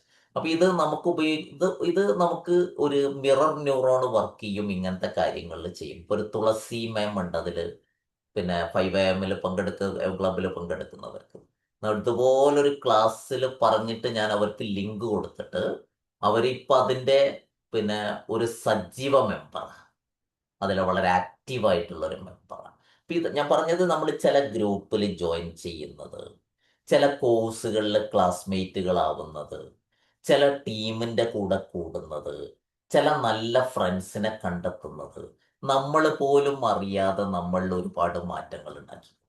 നമ്മൾ അറിയാതെ നമ്മൾ ആ ടീം ഇങ്ങനെ വരുന്ന സംഗതികൾ നമ്മളിൽ മിറർ, നമ്മൾ ചെയ്യാതെ നമ്മൾ ഇത് തന്നെയാണ് തിരിച്ചും സംഭവിക്കേണ്ടോ. നമ്മളിപ്പോ എന്നും എന്തെങ്കിലും വേണ്ടാത്തരം ചെയ്യുന്ന ഒരു ടീമിലാണ് നമ്മൾ പാർട്ടിസിപ്പേറ്റ് ചെയ്യുന്നതെങ്കിൽ നമ്മൾ അറിയാതെ അതിലുള്ള ചില സ്വഭാവങ്ങൾ, ഒരുപാട് ആളുകൾ സിഗരറ്റ് വലിച്ചു തുടങ്ങിയത്, വെള്ളടിച്ചു തുടങ്ങിയത്, അതേപോലെ തന്നെ പിന്നെ ഫ്രീ ഫയർ പോലുള്ള ഗെയിമിന് അടിമപ്പെട്ടതൊക്കെയും തന്നെ സുഹൃത്തുക്കളുടെ സ്വാധീനമാണ് എന്നുള്ളത് നമുക്ക് എനിക്കിഷ്ടം പോലെ കൗൺസിലിംഗ് കേസുകളുടെ ഉദാഹരണങ്ങൾ അവിടെ പറയാനുണ്ട്. അപ്പൊ ഈ മിറർ ന്യൂറോൺസ്, ഇത് നമ്മൾ ചിലപ്പോൾ വിചാരിക്കുകയും ഞാനൊന്നും ചെയ്യുന്നില്ലല്ലോ. നമ്മൾ ചെയ്യേണ്ട, നമ്മൾ ചുറ്റുവട്ടത്ത് നമ്മൾ കൂട്ടുകൂടുന്ന ഇടപെടുന്ന ആളുകളും നമ്മളെ സ്വാധീനിക്കുന്നുള്ളതാണ്. അതുകൊണ്ടാണ് പറയുന്നത് അവർ എക്സ്പീരിയൻസ് നമുക്ക് വളരെ, നമുക്ക് എന്താണ്, നമ്മളുടെ എക്സ്പീരിയൻസ് നമ്മളെ ഇമ്പാക്ട് ചെയ്യുന്നുള്ളതിൽ ഒരു സംശയവുമില്ല. അതുപോലെ തന്നെയാണ് മറ്റുള്ളവരുടെ എക്സ്പീരിയൻസും നമ്മളെ impact, we mirror each other. ഇതിനിപ്പോ ഉദാഹരണം നിങ്ങളുടെ കുട്ടികളെ നോക്കിയാൽ നിങ്ങളുടെ കുറേ സ്വഭാവം നിങ്ങളുടെ കൊച്ചു കുട്ടികളാവുന്ന സമയത്ത് അവർ കാണിക്കുന്നത് കാണാൻ പറ്റും. ഇപ്പൊ നിങ്ങൾ ഉറക്കെ തെറി പറയുന്നതാണെങ്കിൽ നിങ്ങളുടെ മക്കൾ അതുപോലെ തെറി പറയാത്തോ. നിങ്ങളുടെ മക്കള്, നിങ്ങളിപ്പോ നന്നായിട്ട് ഇരുന്ന് മക്കളുടെ മുമ്പിൽ നിന്ന് പാട്ട് പാടുകയാണെങ്കിൽ അവർ പാട്ട് പാടി തുടങ്ങാൻ പറ്റും. നിങ്ങൾ വായിക്കുന്ന ഒരു വ്യക്തിയാണെങ്കിൽ അവരും പുസ്തകം എടുത്തിട്ടോ ഒന്ന് വായിക്കാൻ പറ്റും. നിങ്ങൾ മതപരമായ ഏതെങ്കിലും കാര്യങ്ങൾ ചെയ്യുന്നത് അവർ നിരന്തരം കാണുകയാണെങ്കിൽ അവരറിയാതെ അത് ചെയ്യാം. ഇവിടെ ഒക്കെ ഫങ്ഷൻ ചെയ്യുന്നത് മിറർ ന്യൂറോൺ. അതുകൊണ്ട് നമ്മൾ ഇടപെടുന്ന ആളുകളും ഇടപെടുന്ന സംഘങ്ങളും ഇടപെടുന്ന കൂട്ടുകളൊക്കെ വളരെ പ്രധാനപ്പെട്ടതാണ്. ഇത് ഇമോഷനുമായിട്ട് കൂടിച്ചേരുമ്പം നമുക്ക് എന്ത് ചെയ്യും, അത് ബ്രെയിനിൽ ഭയങ്കര ഇമ്പാക്റ്റ് ഉണ്ടാവും. ഇപ്പൊ ഫോർ എക്സാമ്പിൾ, ഇപ്പോ ഈ അടുത്ത കാലത്ത് ഒരു പെൺകുട്ടി എന്നോട് പറഞ്ഞത്, എന്റെ കൂട്ടുകാരിക്ക് ഒരു പ്രണയമുണ്ട്, എനിക്ക് പ്രണയമില്ലാത്തത് കൊണ്ട് അവൾക്ക് സങ്കടമായത് കൊണ്ട് ഞാനൊരു പ്രണയത്തിൽ പോയിപ്പെട്ടു, അതാണ് ഇപ്പൊ എന്നെ കോലത്തിൽ എത്തിച്ചത്. ഈ കുട്ടിക്ക് ആക്ച്വലി പ്രണയിക്കാൻ താല്പര്യം ഉണ്ടായിരുന്നില്ല. പക്ഷെ എനിക്കൊരു ബോയ് ഫ്രണ്ട് ഉണ്ട്, അവൾക്കൊരു ബോയ് ഫ്രണ്ട് ഇല്ലല്ലോ എന്നുള്ള കൂട്ടുകാരിയുടെ സങ്കടം മാറ്റാൻ വേണ്ടിയിട്ടാണ് ഇവള് പ്രണയത്തിൽ പോയിപ്പെട്ടത്. ഇതുപോലെ തന്നെയാണ് പലതും തുടങ്ങുന്നതും പലരും കണ്ടിന്യൂ ചെയ്യുന്നതും. ഇവിടെയൊക്കെ മിറർ ന്യൂറോൺസ് എന്ത് ചെയ്യുന്നുണ്ട് എന്ന് വെച്ചാൽ നമ്മളെ, അപ്പൊ ഇവിടെ ഇമോഷനാണ് ഇപ്പൊ ഈ പറഞ്ഞത്, നമ്മുടെ ബ്രെയിനിനെ സ്വാധീനിക്കുന്നുള്ളതാണ്. അപ്പോൾ ഇതുകൂടി നമ്മൾ പരിഗണിക്കണം എന്നുള്ളതാണ്. അതേപോലെ തന്നെ ഇത് നമ്മളെ കുട്ടികളെ സംബന്ധിച്ചിടത്തോളം പ്രധാനപ്പെട്ടതാണ്. അപ്പോൾ അവരെ ചേർക്കുന്ന സ്കൂളുകള്, അവർ കൂട്ടുകൂടുന്ന ആളുകള്, വീട്ടിൻ്റെ അടുത്ത് അവർക്കുണ്ടാവുന്ന കൂട്ടുകെട്ടുകള്, ഇതൊക്കെ അവരെ കോൺഷ്യസ്ലി അല്ല സബ് കോൺഷ്യസ്ലി അവരെ ഇമ്പാക്ട് ചെയ്യുന്നുള്ളതാണ്. നമ്മളെയും അങ്ങനെ തന്നെയാണ് ഇമ്പാക്ട് ചെയ്യുന്നുള്ളതാണ് ഇതിന്റെ പ്രത്യേകത. ഇപ്പൊ നമ്മൾ തന്നെ നമ്മുടെ ലൈഫിൽ തുടങ്ങിയിട്ടുള്ള ചില കാര്യങ്ങൾ ആലോചിച്ച് നോക്കിയാൽ ആരുടെയും ഒക്കെ സ്വാധീനം അതിൽ കാണാൻ പറ്റും. അവർ പറഞ്ഞിട്ടൊന്നും ഉണ്ടാവില്ല, പക്ഷെ നമുക്കറിയാം നമ്മൾ എന്ത് ചെയ്തതാണ്. ഇതിനെയാണ് നമ്മൾ വിളിക്കാറുള്ളത് ഇൻഫ്ലുവൻസ് ചെയ്യുക എന്ന് പറയുന്നത്. ചില ആളുകൾ നമ്മളെ ഐദർ പോസിറ്റീവ്ലി ഓർ നെഗറ്റീവ്ലി എന്ത് ചെയ്യാറുണ്ട്, ഇൻഫ്ലുവൻസ് ചെയ്യാറുണ്ട്. ഇത് ഇവിടെ മിറർ ന്യൂറോണുകൾ, അപ്പൊ നമ്മുടെ ന്യൂറോണ് മാത്രമല്ല മറ്റുള്ളവരുടെ ന്യൂറോണും നമ്മളെ ഇമ്പാക്ട് ചെയ്യുന്നു. ഇനി എങ്ങനെയാണ് നമ്മുടെ ഓപ്റ്റിമിസ്റ്റിക് ആറ്റിറ്റ്യൂഡ്, അതാണല്ലോ നമ്മുടെ ടോപ്പിക്, എങ്ങനെയാണ് നമ്മുടെ ബ്രെയിനിൽ നമുക്ക് ഓപ്റ്റിമിസ്റ്റിക് ആപ്റ്റിറ്റ്യൂഡ് പിന്നെ ഇംപ്ലാന്റ് ചെയ്യാൻ പറ്റുക? ഫസ്റ്റ് തിങ്, ഇടയ്ക്കിടയ്ക്ക് പ്ലസന്റ് എക്സ്പീരിയൻസുകൾ ആലോചിക്കുക. വെറുതെ കുത്തിരിക്കുന്ന സമയത്ത്, യാതൊരു പണിയില്ലാത്ത സമയത്ത് ഈ സങ്കടങ്ങൾ ആലോചിക്കുന്നതിന് പകരം നമുക്ക് പ്ലസന്റ് ആയിട്ടുള്ള എന്തെല്ലാം പ്ലസന്റ് ആയിട്ടുള്ള ഇതുണ്ടായിരിക്കും. ചിലപ്പോൾ അത് കുട്ടിക്കാലത്തൊരു പ്രണയമായിരിക്കും, അല്ലെങ്കിൽ നമ്മുടെ ഒരു അച്ചീവ്മെന്റ് ആയിരിക്കും, അല്ലെങ്കിൽ നമ്മൾ ഉണ്ടാക്കിയിട്ടുള്ള ഒരു അബദ്ധം നമ്മൾ തന്നെ ആസ്വദിച്ചതായിരിക്കും. ഇങ്ങനെ ഇങ്ങനെ ഇങ്ങനെ നമ്മൾ പ്ലസന്റ് ആയിട്ടുള്ള എക്സ്പീരിയൻസിൽ NLP ലാംഗ്വേജിൽ പറഞ്ഞാൽ റീലിവ് ചെയ്യും.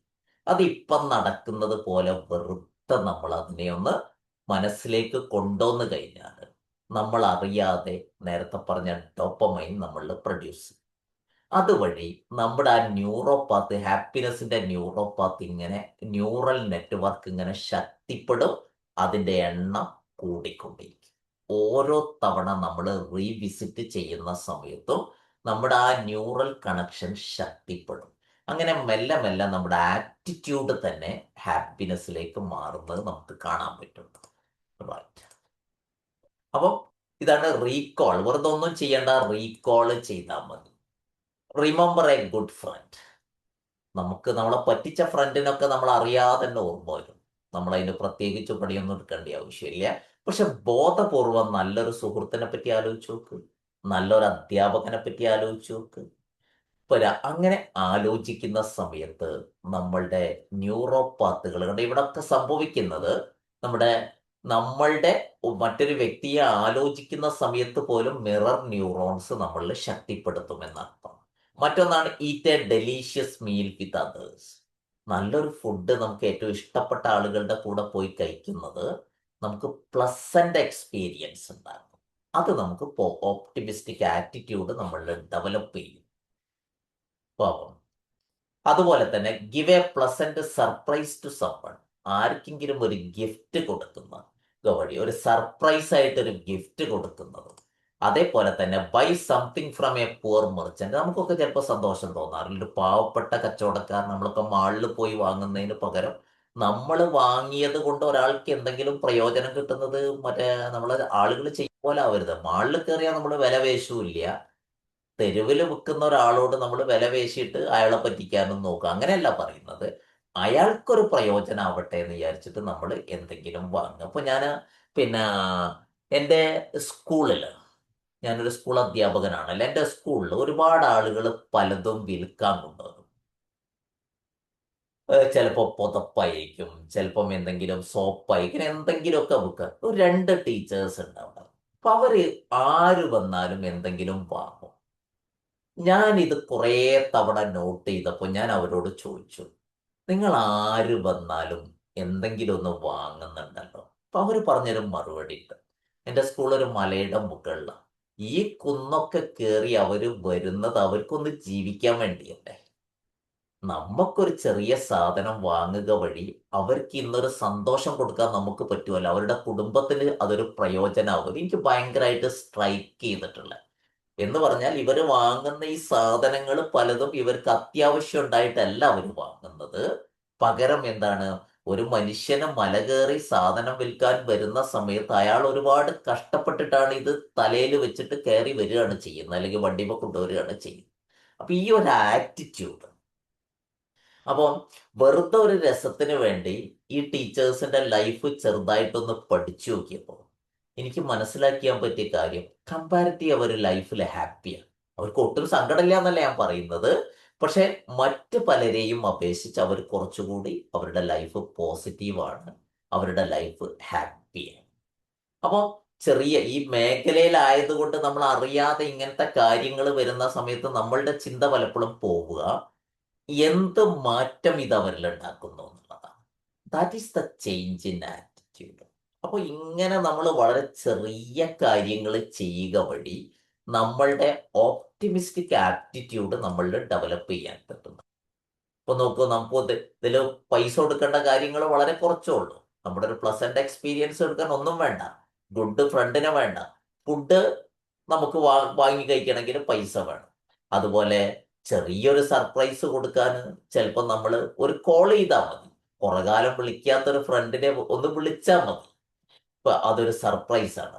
അതുപോലെ മറ്റൊരാളുടെ അടുത്ത് നിന്ന് വാങ്ങണമെങ്കിലും ഫുഡ് കഴിക്കണമെങ്കിലും മാത്രമാണ് നമ്മൾ കുറച്ച് പൈസ ചെലവഴിക്കേണ്ടത്.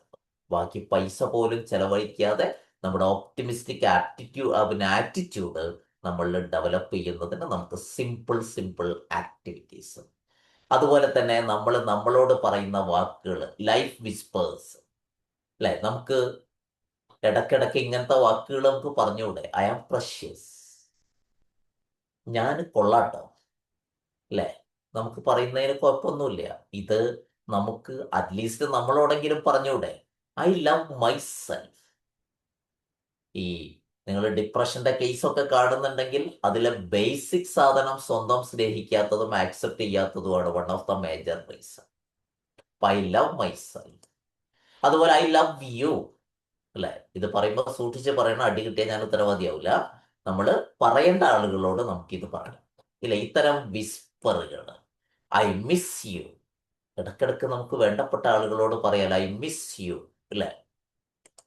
ഇത്തരം വാക്കുകൾ വളരെ പ്രധാനമായിട്ട് നമ്മുടെ ബ്രെയിനിൽ ഡോപ്പമൈനും എൻഡോർഫിനും സെറട്ടോണിനും ഒക്കെ ഉൽപ്പാദിപ്പിക്കുന്നത് കൊണ്ട് ഇത് നമ്മളോട് പറയുമ്പോഴും വേറൊരാളോട് പറയുന്ന സമയത്തും നമ്മുടെ ബ്രെയിനിൽ ഓപ്റ്റിമിസ്റ്റിക് ആപ്റ്റിറ്റ്യൂഡ് ഡെവലപ്പ് ചെയ്യുകയും ബ്രെയിനിൽ നേരത്തെ പറഞ്ഞ പോസിറ്റീവ് ന്യൂറൽ കണക്ഷൻസ് പ്രൊഡ്യൂസ് ചെയ്യുകയും, അല്ലെ? നമ്മൾ വെറുതെ ഒന്ന് ആലോചിച്ച് നോക്ക്, വല്ല ചെലവുണ്ട് അതിന്? എന്നാൽ പോലും നമ്മൾ നമ്മളോട് പറയാറുണ്ട്, നിങ്ങൾ പുറത്തേക്ക് പോകുന്ന സമയത്ത് കണ്ണാടിയിൽ നോക്കുമ്പോൾ നിങ്ങളെ നോക്കി നിങ്ങളൊന്ന് ചിരിക്കാറുണ്ടോ എന്നുള്ളത് വെറുതെ ആലോചിച്ചു നോക്ക്. എന്തുകൊണ്ട് നമ്മളെ നോക്കി നമുക്കൊന്ന് ചിരിച്ചുകൂടാ? അപ്പൊ ഇത് ഒരു പോസിറ്റീവ് ആറ്റിറ്റ്യൂഡാണ്, ഓപ്റ്റിമിസ്റ്റിക് ആറ്റിറ്റ്യൂഡ്, അല്ലെ? നമുക്ക് ചില വാക്കുകൾ പറഞ്ഞു കഴിഞ്ഞാൽ നമ്മൾ എത്രയോ പൈസ കൊടുത്തതിനേക്കാൾ വിലപ്പെട്ടതായിരിക്കും പലർക്കും. അതുകൊണ്ട് പോസിറ്റീവ് വിസ്പേഴ്സ് അല്ലെങ്കിൽ ലൈഫ് വിസ്പേഴ്സ് എന്ന് പറയുന്നത് ഇന്റഗ്രൽ ഓപ്റ്റിമിസത്തിലെ മനോഹരമായൊരു ടൂളാണ്. മുമ്പ് നമ്മൾ ഇതിനെപ്പറ്റി പറഞ്ഞിട്ടുണ്ട്. ഇന്റഗ്രൽ ഓപ്റ്റിമിസത്തിൽ ഉപയോഗിക്കുന്ന ഏറ്റവും നല്ലൊരു ടൂളാണ് ലൈഫ് വിസ്പേഴ്സ്. ഇതിനെ നമ്മൾ മറ്റൊരു അർത്ഥത്തിൽ പറയാറുള്ളത് അഫർമേഷൻസ്. പക്ഷെ ഇത് പറയുമ്പോൾ നമുക്കത് ഫീൽ ചെയ്യാം, ഇമോഷൻ ലോഡഡ് ആയിരിക്കണം. അങ്ങനെയാകുമ്പോൾ വളരെ പെട്ടെന്ന് അത് ന്യൂറോപാത്തായിട്ട് ന്യൂറൽ കണക്ഷൻ ആയിട്ട് ഡെവലപ്പ് ചെയ്യുന്നുള്ളതാണ്. യെസ്, നമുക്കല്ലേ ഒരാൾ സങ്കടപ്പെട്ടിരിക്കുന്ന സമയത്ത് അല്ലെങ്കിൽ ദേഷ്യപ്പെട്ടിരിക്കുന്ന സമയത്ത് ഐ അണ്ടർസ്റ്റാൻഡ് യു, എനിക്ക് നിങ്ങളെ മനസ്സിലാവുന്നുണ്ട് എന്ന് പറഞ്ഞു നോക്ക്. ഒരാൾ നമ്മളോട് ദേഷ്യം പിടിക്കുന്ന സമയത്ത് അയാളോട് ഓക്കെ, നിങ്ങൾക്ക് ദേഷ്യം വരുന്ന കാര്യം എനിക്ക് മനസ്സിലാവുന്നുണ്ട്, ഈ ഒരു വാക്ക് അല്ലെങ്കിൽ സങ്കടപ്പെടുന്ന സമയത്ത് എനിക്ക് മനസ്സിലാവുന്നുണ്ട് എന്ന് നമ്മൾ പറയുന്ന ഒരു വാക്ക് അയാളിലുണ്ടാകുന്ന ഒരു ഇമ്പാക്റ്റ് ആലോചിച്ച് നോക്ക്. പ്രയാസപ്പെട്ടിരിക്കുന്ന ഒരാളോട് ഐ ആം വിത്ത് യു, പേടിക്കണ്ട, ഞാനുണ്ട് കൂടെ എന്നൊരു വാക്ക് പറഞ്ഞു നോക്ക്. ഒന്ന് ചേർത്ത് പിടിക്കാൻ പറ്റിയ ആളാണെങ്കിൽ ചേർത്ത് പിടിച്ചിട്ട് ഐ ആം വിത്ത് യു എന്ന് നമ്മളൊന്ന് പറഞ്ഞു നോക്ക്. അവരിലുണ്ടാക്കുന്ന ഒരു ഒരു ഒരു ട്രമൻഡസ് ചേഞ്ച് എന്ന് പറയുന്നത് വല്ലാത്തതായിരുന്നു.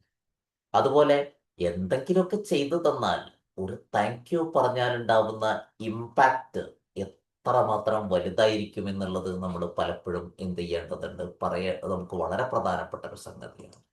ഇപ്പോൾ കോഴിക്കോട് ഒരു പ്രോഗ്രാമിന് വേണ്ടി പിന്നെ നമ്മൾ ഈ കിങ് ഫോർട്ട് ഹോട്ടലിൽ ഒരിക്കലും ഒരു പ്രോഗ്രാമിന് വേണ്ടി പോയി. അപ്പം പിന്നെ എൻ്റെ വണ്ടി പാർക്ക് ചെയ്യാൻ സ്ഥലമില്ലാതെ കളിച്ചപ്പോൾ പിന്നെ നമ്മളെ അവിടുത്തെ എന്താ പറയുക വാച്ച്മാൻ അടുത്തേക്ക് വന്നിട്ട് പറഞ്ഞു, നിങ്ങൾക്ക് വിരോധമില്ലെങ്കിൽ ചാവി എൻ്റെ കയ്യിൽ തന്നാൽ ഇത്തിരി കഴിയുമ്പോൾ വണ്ടി മാറുമ്പോൾ ഞാൻ അങ്ങോട്ട് ഇട്ടോളാന്ന് പറഞ്ഞു. ഞാൻ അയാളുടെ കയ്യിൽ താക്കോല് കൊടുത്തു പോയി. അയാൾ വണ്ടി മാറ്റിയിട്ടു. തിരിച്ചു പോരുന്ന സമയത്ത് അയാളോട് താക്കോല് വാങ്ങുമ്പോൾ ഞാൻ അയാളോട് പേരും വിവരങ്ങളൊക്കെ ഒന്ന് ചോദിച്ചൊരു താങ്ക്സും പറഞ്ഞു. എനിക്ക് സമയത്ത് അവിടെ കയറാൻ പറ്റി, നിങ്ങളത് ചെയ്തത് കൊണ്ട്. നിങ്ങൾ എവിടെയാണ്? 2-3 വർത്താനങ്ങളെ ചോദിച്ചിട്ടുള്ളൂ. പക്ഷെ നെക്സ്റ്റ് ടൈമിൽ ഞാൻ അവിടെ പോയ സമയത്ത് അത് മിക്കവാറും ഒരു മാസമൊക്കെ കഴിഞ്ഞിട്ടായിരിക്കും പോയിട്ടുണ്ടാവുക. അപ്പൊ എന്റെ വണ്ടി നിർത്തി അയാൾ അടുത്തേക്ക് വന്നിട്ട് ഒന്ന് എന്നോട് താക്കോല് വാങ്ങിയിട്ട് അവിടെ തിരക്കൂല്ല ഒന്നുമില്ല, എനിക്ക് ചെയ്യാവുന്നതേ ഉള്ളൂ. അയാൾ പോയിട്ട് പാർക്ക് ചെയ്തു. എന്നിട്ട് പിന്നെ അയാളത് വളരെ സന്തോഷത്തോടു കൂടി ചെയ്തു. അപ്പൊ സ്വാഭാവികമായിട്ട് ഈ ഫീൽഡിലായതുകൊണ്ട് ഞാൻ ചോദിച്ചു, ഒരു മാസം കഴിഞ്ഞിട്ട് എന്തേ നിങ്ങൾ എന്നെ ഓർക്കാൻ കാരണം? ഞാൻ വന്നപ്പോൾ നിങ്ങൾ ഇത് ഇത്രയും നന്നായി ചെയ്തു എന്ന്. അപ്പൊ അദ്ദേഹം പറഞ്ഞ കാര്യമുണ്ട്, ഞങ്ങൾക്ക് ശമ്പളം കിട്ടുന്നുണ്ടെന്നുള്ളത് ശരി, പക്ഷെ ഞങ്ങളോട് രണ്ട് വാക്ക് അധികാരമൊന്നും മിണ്ടാറില്ല. നിങ്ങൾ എന്നെ പറ്റി ചോദിച്ചു, എൻ്റെ വീട് എവിടാന്ന് ചോദിച്ചു, എൻ്റെ പേര് ചോദിച്ചു, എത്ര കാലമായി ഇവിടെ എന്ന് ചോദിച്ചു, പോകുമ്പോൾ ഒരു താങ്ക്സും പറഞ്ഞു. അത് ഒരു ഒരു ഒരു ഒരു ഒരു ഞങ്ങളെ സംബന്ധിച്ചിടത്തോളം ഒരു സന്തോഷമുള്ള കാര്യമാണെന്ന് പറഞ്ഞാൽ ചെറിയൊരു ഇൻസിഡന്റ്, വളരെ ചെറിയൊരു ഇൻസിഡന്റ്. പക്ഷെ അതെന്താന്ന് ചോദിച്ചു കഴിഞ്ഞാല് കിട്ടാത്ത ആളുകൾക്ക് അത് കിട്ടുന്ന സമയത്ത് അവരിൽ ഉണ്ടാക്കുന്ന വല്ലാത്തൊരു ഇമ്പാക്റ്റ് ഉണ്ട്. അതിൽ കിട്ടുന്ന വല്ലാത്തൊരു ഇമ്പാക്റ്റ് ഉണ്ട്. ഇപ്പോ ഇന്നത്തെ യൂട്യൂബിൽ കയറിയാൽ നിങ്ങൾക്ക് കാണാൻ പറ്റിയ ഒരു വീഡിയോ. നമുക്ക് ഇന്നലെ മലയാളത്തിന്റെ മെഗാ താരം മമ്മൂട്ടിക്ക് പത്മഭൂഷൺ കിട്ടിയ സമയത്ത് ഒരു പിന്നെ ആ, കുടുംബം യൂട്യൂബിൽ വന്ന് പറയുന്നുണ്ട്, ഞങ്ങൾക്ക് ചെയ്തു തന്ന സേവനത്തിന് ദൈവം കൊടുത്ത സമ്മാനമാണിത്. പിന്നെ ആ, ഒരു ഈ കുട്ടികളുടെ അസുഖമുള്ള കുട്ടികളെ പിന്നെ കെയർ ആൻഡ് ഷെയർ എന്ന് പറഞ്ഞിട്ട് ഇതിന് ആളുകളെ സഹായിക്കുന്ന ഒരു പിന്നെ ആ, പദ്ധതിയുണ്ട് മമ്മൂട്ടിയുടെ നേതൃത്വത്തിൽ നടക്കുന്ന കുറച്ച് ആളുകൾ ചേർന്നിട്ട്. അപ്പൊ അതിൽ വാത്സല്യം എന്ന് പറയുന്ന ഒരു പദ്ധതി ഉണ്ട്, കുട്ടികൾക്ക് മാത്രം അസുഖം വരുന്നു. അങ്ങനെ ഒരു കുട്ടിയുടെ വലിയ അസുഖത്തിന്റെ ട്രീറ്റ്മെന്റ് ഒരു പണിയും ഒന്നും ചെയ്യാൻ കഴിയാത്ത ആൾക്ക് ഡോക്ടർ പറഞ്ഞപ്പോൾ ഇവർ ചെയ്തു കൊടുത്ത ആ കുട്ടി ജീവിതത്തിലേക്ക് തിരിച്ചു വന്നപ്പോൾ ആ കുട്ടിയെ എടുത്തിട്ട് ടി വിയിൽ പിന്നെ മമ്മൂട്ടിയുടെ അവാർഡിന്റെ ഭാഗത്ത് കാണിക്കുന്ന സമയത്ത് കാണിച്ചു കൊടുക്കുന്ന സമയത്ത് അവർ പറയുന്ന ഒരു വാക്കുണ്ട്, മോൾക്ക് ജീവൻ തന്ന ആളാണത്, അതിന് ദൈവം കൊടുത്ത സമ്മാനാണത്. അപ്പൊ ആളുകള് പിന്നെ ഇത് മമ്മൂട്ടി ആരോടും പറഞ്ഞിട്ടില്ല, ഇങ്ങനൊരു സംഗതി ഈ വീഡിയോയിൽ വരുന്ന സമയത്താണ് ആളുകൾ അറിയുന്നത്. അപ്പൊ നോക്കൂ, നമ്മുടെ നാട്ടില് ഇതുപോലെ പൈസ ഉള്ള ആളുകൾ ഒരുപാട് ആളുകളുണ്ട്. പക്ഷെ വേണ്ടപ്പെട്ട ആളുകൾക്ക് ഇങ്ങനെ ചിലപ്പോൾ ചെയ്തു കൊടുക്കുന്ന സമയത്ത് അത് ആളുകളുടെ മനസ്സിലുണ്ടാക്കുന്ന ഒരു ഇമ്പാക്റ്റ് ഉണ്ട്. ഈവൻ യൂസുഫ് അലി പോലും പറഞ്ഞത് നിങ്ങൾ കേട്ടിട്ടുണ്ട്. അദ്ദേഹം ഒരു പിന്നെ ഹെലികോപ്റ്റർ ആക്സിഡന്റ് നിന്ന് രക്ഷപ്പെട്ട സമയത്ത്, സാധാരണഗതിയിൽ ഹെലികോപ്റ്റർ ആക്സിഡന്റ് പറ്റി ആരും അധികം രക്ഷപ്പെടാറില്ല. രക്ഷപ്പെട്ട സമയത്ത് ഒരുപാട് ആളുകൾ പറഞ്ഞതുണ്ടായിരുന്നു, പിന്നെ നമ്മുടെ യൂട്യൂബിൽ കേട്ടു, ഞങ്ങളുടെ പ്രാർത്ഥനയാണ് അദ്ദേഹത്തെ രക്ഷിച്ചതെന്ന് പറഞ്ഞിട്ട്. കാരണം ഒരുപാട് മനുഷ്യന്മാർ അയാൾക്ക് വേണ്ടി പ്രാർത്ഥിച്ചു കൊണ്ടിരിക്കുന്നുണ്ട്. ലോ ഓഫ് അട്രാക്ഷൻ അനുസരിച്ചിട്ട് നമുക്കറിയാം, ഈ പ്രാർത്ഥനകളൊക്കെയും നമ്മളിലേക്ക് പോസിറ്റീവ് എനർജി ആയിട്ട് എത്തുന്നുണ്ട്. ഇതിൻ്റെയൊക്കെ ഗുണം നമുക്ക് ലഭിച്ചുകൊണ്ടിരിക്കുന്നുള്ളത് ഒരു യാഥാർത്ഥ്യം. അപ്പൊ ഇങ്ങനെ നമ്മൾ മറ്റുള്ളവരോട് പറയുന്ന വാക്കുകളും നമ്മൾ ചെയ്യുന്ന പ്രവൃത്തികളും ഒക്കെയും തന്നെ നമ്മുടെ ആറ്റിറ്റ്യൂഡ് ഫോം ചെയ്യുന്നതിൽ വളരെ വലിയ പങ്ക് വഹിക്കുന്നുണ്ട് എന്നുള്ളത് നമ്മൾ മനസ്സിലാക്കേണ്ടതുണ്ട്. മാത്രമല്ല ഇതിന് വലിയ നഷ്ടമൊന്നുമില്ല എന്നുള്ളത്, ഒരു താങ്ക്സ് പറയാൻ അല്ലെങ്കിൽ I am with you, I believe in myself, ഇത് വളരെ പ്രധാനപ്പെട്ട ഒരു സംഗതിയാണ്. നമുക്ക് നമ്മളിൽ വിശ്വാസം ഉണ്ട് എന്നുള്ളത്. ആറ്റിറ്റ്യൂഡിന് മൂന്ന് തലങ്ങളുണ്ട് അല്ലെ. ഒന്ന് കൊഗ്നിറ്റീവ് കോമ്പോണന്റ് ആണ്, മറ്റൊന്ന് അഫക്റ്റീവ് കോമ്പോണന്റ് ആണ്, മൂന്നൊന്ന് ബിഹേവിയർ. ഇത് മൂന്നും ഇന്റർ കണക്റ്റഡ് ആണ്. ഒന്ന് നമ്മുടെ ചിന്ത, അത് പോസിറ്റീവ് ആയിരിക്കണം. രണ്ട് നമ്മുടെ ഇമോഷൻ, അത് പോസിറ്റീവ് ആയിരിക്കും. മൂന്ന് നമ്മുടെ പ്രവൃത്തി, ഇത് മൂന്നും പോസിറ്റീവ് ആണെങ്കിൽ നമ്മുടെ ആറ്റിറ്റ്യൂഡ് പോസിറ്റീവ് ആയിരിക്കും. 24/7 ഒന്നുമല്ല ഞാൻ പറയുന്നത് കേട്ടോ, ഇടക്ക് നമുക്കും സങ്കടമുള്ള ചിന്ത വരും, വേണ്ടാത്ത ചിന്ത ഒക്കെ വരും. പക്ഷെ മോസ്റ്റ് ഓഫ് ദ ടൈം നമ്മൾ പോസിറ്റീവായിട്ട് ചിന്തിക്കാൻ തുടങ്ങിയാൽ, പോസിറ്റീവായിട്ട് ഫീൽ ചെയ്യാൻ തുടങ്ങിയാൽ, പോസിറ്റീവായിട്ട് പെരുമാറാൻ തുടങ്ങിയാൽ, അതിൻ്റെ സംഗതികളാണ് നമ്മൾ ഈ പറഞ്ഞത്. ഇങ്ങനെയൊക്കെ പറയുകയും ചെയ്യുകയും ചെയ്യുന്ന സമയത്ത് നമ്മുടെ ചിന്ത പോസിറ്റീവാകും, നമ്മുടെ ഇമോഷൻസ് പോസിറ്റീവാകും, നമ്മുടെ പെരുമാറ്റങ്ങൾ പോസിറ്റീവാകും. റൈറ്റ്. അപ്പൊ ഇനി നമ്മൾ എങ്ങനെയാണ് ലൈഫിലേക്ക് കൊണ്ടുവരുന്നത്? ഈ വാക്ക് നിങ്ങൾക്ക് പരിചയം ഉണ്ടാവുമല്ലോ അല്ലെ. ജനുവരി പ്രോമിസും ഫെബ്രുവരി ഫെയിലും. ജനുവരിയിൽ നമുക്കറിയാലോ അല്ലെ, ഒരുപാട് പുതിയ തീരുമാനം എടുക്കുന്ന കാല. ജനുവരിയിലാണല്ലോ നമ്മൾ പുതിയ പുതിയ തീരുമാനങ്ങൾ എടുക്കും. പക്ഷെ ഫെബ്രുവരി ആവുന്ന സമയത്ത് അല്ലെ നമുക്കിത് കുറഞ്ഞു പോകും.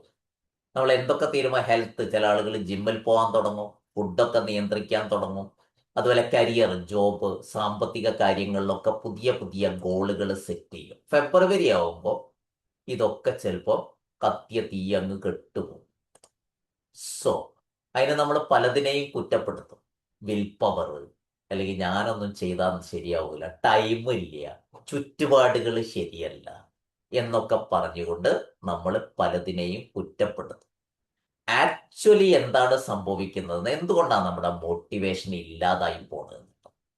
ഇതാണ് നമുക്ക് ആറ്റിറ്റ്യൂഡിന്റെ ഭാഗമായിട്ട് നമ്മൾ നോക്കുന്ന പ്രധാനപ്പെട്ട. എന്തുകൊണ്ടാണ് നമുക്ക് സ്ഥിരമായിട്ട് വേണ്ട കാര്യങ്ങൾ ചെയ്യാൻ പറ്റാതെ പോകുന്നത്?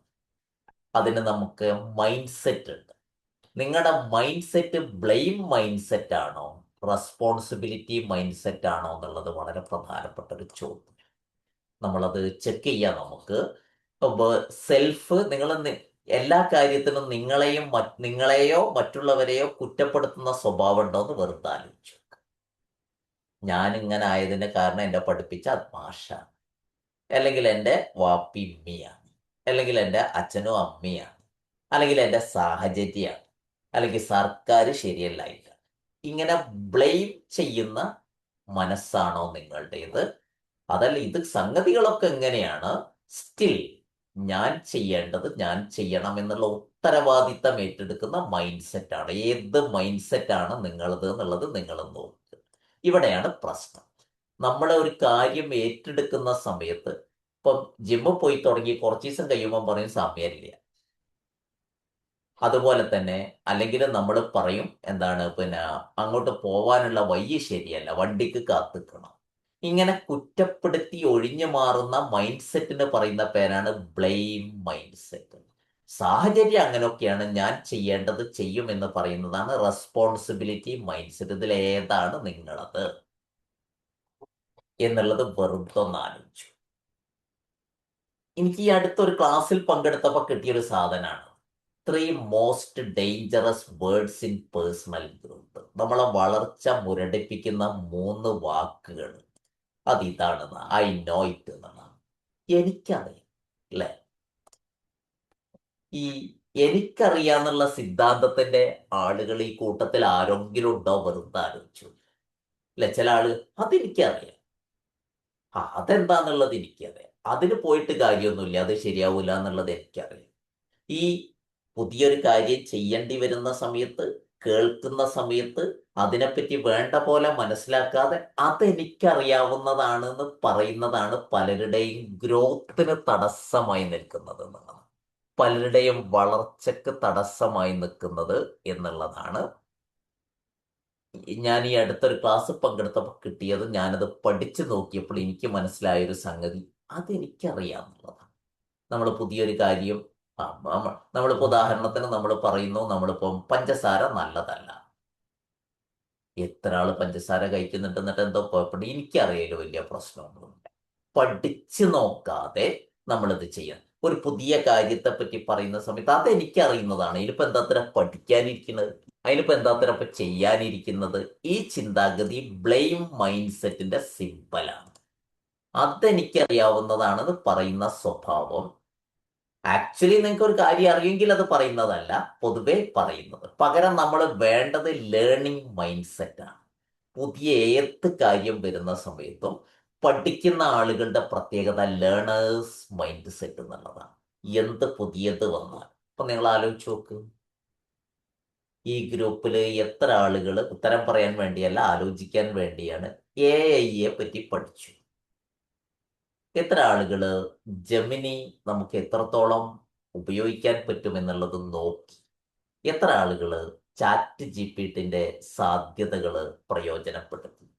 നിങ്ങളുടെ മൈൻഡ് സെറ്റ് ലേണേഴ്സ് ആണെങ്കിൽ ഇതൊക്കെ നിങ്ങൾ നോക്കിയിട്ടുണ്ടാവും. നിങ്ങളുടെ മൈൻഡ് സെറ്റ് നേരെ പറഞ്ഞ് ബ്ലെയിമിൻ്റെതാണെങ്കിൽ അതിനൊന്നും നേരല്ല എന്നുള്ളതായിരിക്കും നിങ്ങൾ കണ്ടെത്തിയിട്ടുള്ള ഉത്തരം. ഇപ്പോ ഇന്നലെ ആരോ ഒരാളിനോട് പറഞ്ഞു, അവര് കണ്ടൊരു കോട്ടിനോട് പറഞ്ഞു, വിവരമുള്ള ഒരു പുസ്തകം വായിക്കും, വിവരമില്ലാത്ത ഒരു ഫോണിൽ തോണ്ടിക്കൊണ്ടിരിക്കുന്നു. ഒരു സാധാരണ മനുഷ്യന്റെ ഇവിടെ കേട്ടൊരു വിവരം പറഞ്ഞത്. നമ്മള് ലേണേഴ്സ് മൈൻഡ് സെറ്റ് ഉണ്ടെങ്കിൽ നിങ്ങൾ പുസ്തകം വായിക്കുന്നുണ്ടാവും, നിങ്ങൾ ചാറ്റ് GPT സാധ്യതകൾ ഉപയോഗിക്കുന്നുണ്ടാവും, നിങ്ങൾ ജെമിനിയുടെ സാധ്യതകൾ ഉപയോഗിക്കുന്നുണ്ടാവും, നിങ്ങൾ AI സാധ്യതകൾ ഉപയോഗിക്കുന്നുണ്ടാവും. നമ്മൾ അത് ലേണേഴ്സ് മൈൻഡ് സെറ്റിന്റെ ഇപ്പൊ പുതിയ സംഗതികൾ നമ്മുടെ മേഖലയിൽ കേട്ടോ, നിങ്ങൾ ഏത് മേഖലയിലാണ് ഇത് ഉപയോഗിക്കുന്നത് വെച്ചാൽ ആ മേഖലയിൽ അത്, അല്ലാതെ ഇതൊക്കെ ആധികാരികമായിട്ട് ഇതിലൊരു PG എടുക്കണമെന്നോ അല്ലെങ്കിൽ ഇതിലൊരു ഡിഗ്രി എടുക്കണമെന്നൊന്നുമല്ല നമ്മൾ പറയുന്നത്. നമുക്കത് ഇന്നത്തെ കാലത്ത് നമ്മൾ ഉപയോഗിക്കുന്നുണ്ടോ? വെറുതെ ആലോചിച്ച് നോക്കുക, നിങ്ങളുടെ മൈൻഡ് സെറ്റ് ലേണേഴ്സ് ആണോ ബ്ലെയിമേഴ്സ് ആണോ എന്നുള്ളത്. അതെങ്ങനെയാന്നുള്ളത് നമുക്കിപ്പോൾ ചെക്ക് ചെയ്യാം കേട്ടോ. The moment you stop learning you start dying എന്നുള്ളത് നിങ്ങൾ കേട്ട വാക്കായി. നമ്മൾ എപ്പോഴ പഠനം അവസാനിപ്പിക്കുന്നു അവിടെ മരണം ആരംഭിക്കുന്നു എന്നാണ് പറഞ്ഞിട്ടുള്ളത്. അതുകൊണ്ട് ഒരു ലേണേഴ്സ് മൈൻഡ് സെറ്റ് ആണ് പോസിറ്റീവ് ആറ്റിറ്റ്യൂഡ് അല്ലെങ്കിൽ ഓപ്റ്റിമിസ്റ്റിക് ആറ്റിറ്റ്യൂഡ് ഉണ്ടാക്കാൻ വേണ്ട സംഗതി ലേണേഴ്സ് മൈൻഡ് സെറ്റ് ആണ്.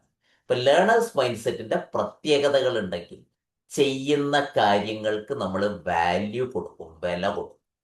ഉദാഹരണത്തിന്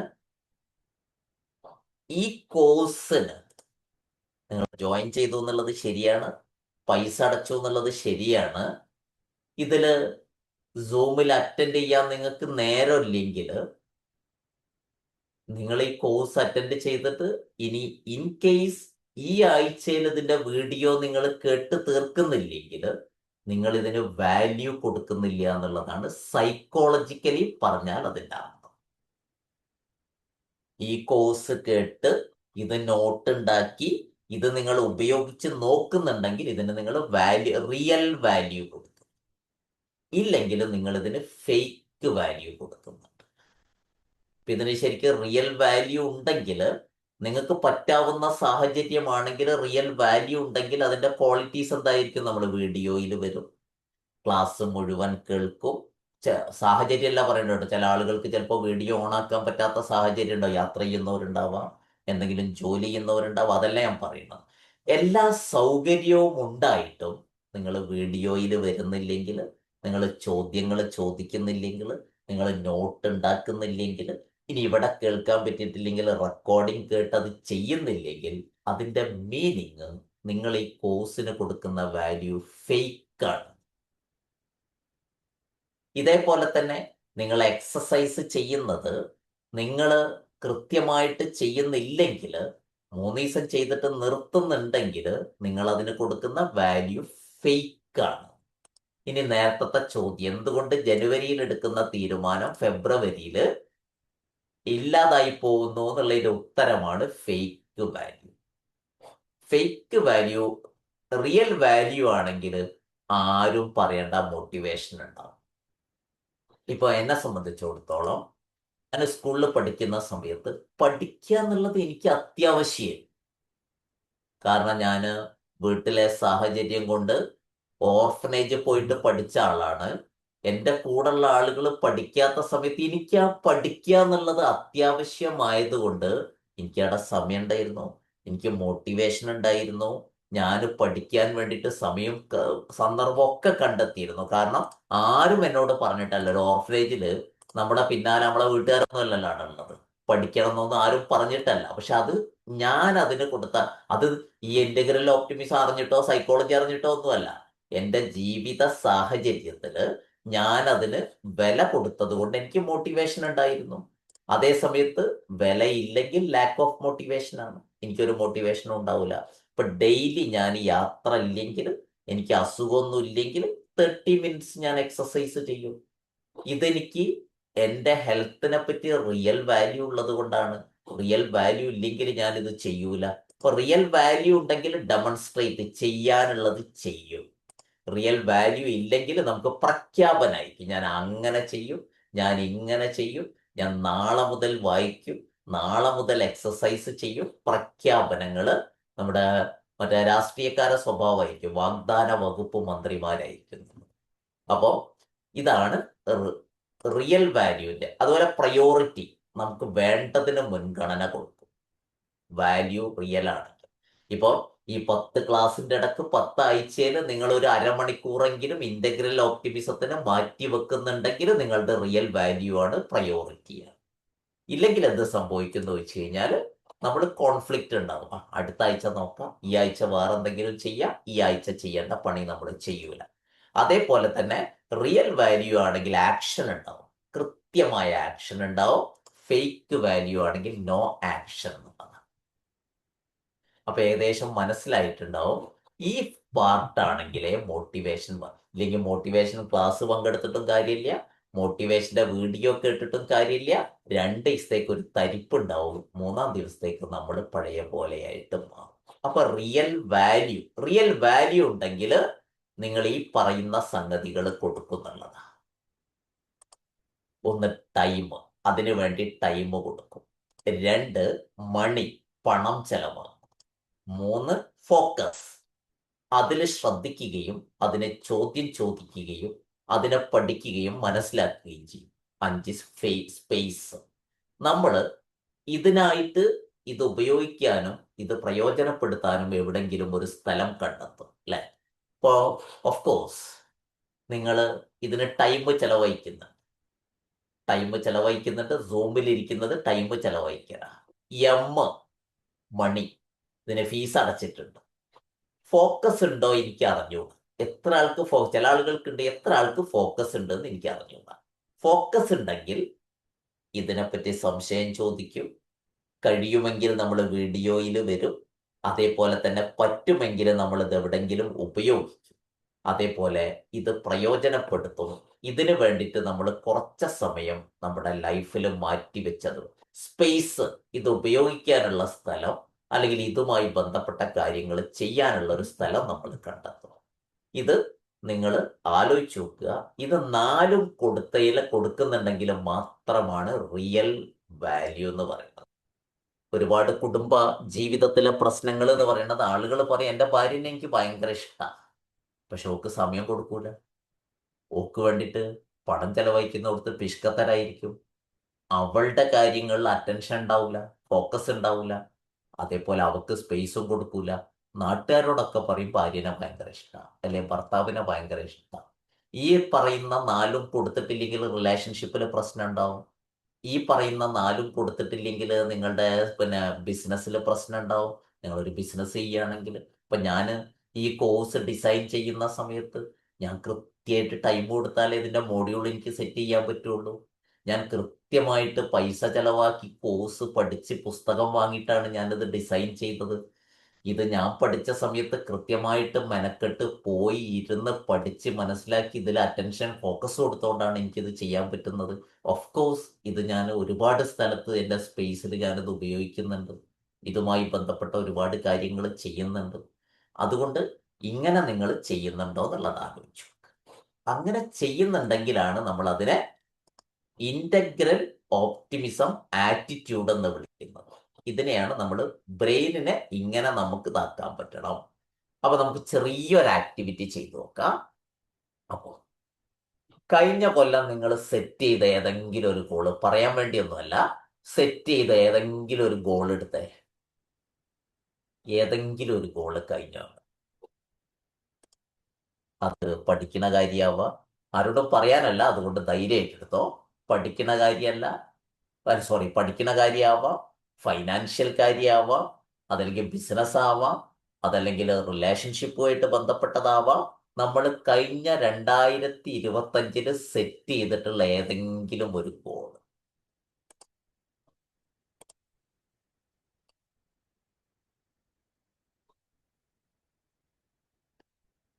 കഴിയുന്നതും അത് നടക്കാത്തൊരു ഗോള്, അതായത് സാധിച്ചിട്ടില്ലാത്തൊരു ഗോളാണെങ്കിൽ നല്ലത്. നിങ്ങൾ സെറ്റ് ചെയ്തു എന്നിട്ട് നടന്നില്ല എന്നുള്ള ഗോൾ ഉണ്ടെങ്കിൽ അതെടുക്കുക, നടന്ന ഗോൾ എടുത്താലും കുഴപ്പമില്ല. നമുക്ക് കൂടുതൽ മനസ്സിലാക്കാൻ നല്ലത് നടക്കാത്ത ഒരു ഗോള് നമുക്കുണ്ടെങ്കിൽ നമുക്കത് ചെയ്തു നോക്കാം. ഒരു 3 മിനിറ്റ് സമയത്തിൽ നിങ്ങൾ ചെയ്യേണ്ടത്, നിങ്ങൾ അതിന് ടൈം കൊടുത്തോ, അതിന് ഫോക്കസ് കൊടുത്തോ, അതിന് പണം ചെലവാക്കിയോ, അതിന് സ്പേസ് കൊടുത്തോ എന്നുള്ളതൊന്ന് ചെക്ക് ചെയ്ത് നോക്കണം. ഏതെങ്കിലും സംഗതികൾ ഇതിൽ കൊടുക്കാത്തതുണ്ടോ? ടൈം, മണി, ഫോക്കസ്, സ്പേസ്, ഏതെങ്കിലും കൊടുക്കാത്തതുണ്ടോ എന്നുള്ളതൊന്ന് ആലോചിച്ച് നോക്കുക. അത് പരാജയപ്പെട്ടത് എടുക്കാൻ പറഞ്ഞത് അതുകൊണ്ടാണ്.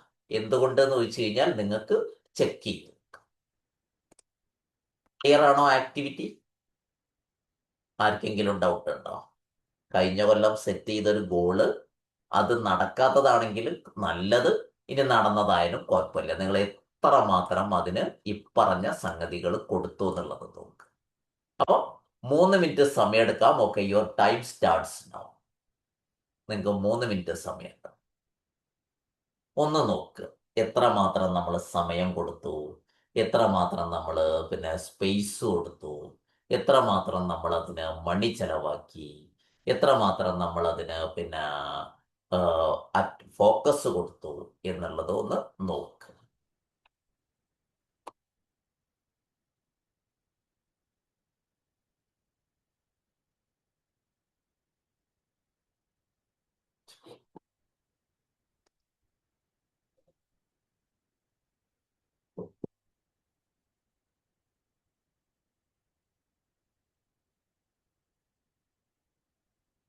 നല്ലൊരു ടൂളാണ്.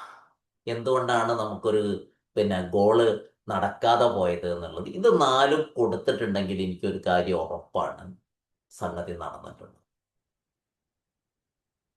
അതായത് നമ്മുടെ ആറ്റിറ്റ്യൂഡ് ശരിയാവണമെങ്കിൽ ഇത് 4 കൊടുക്കണം എന്നർത്ഥം.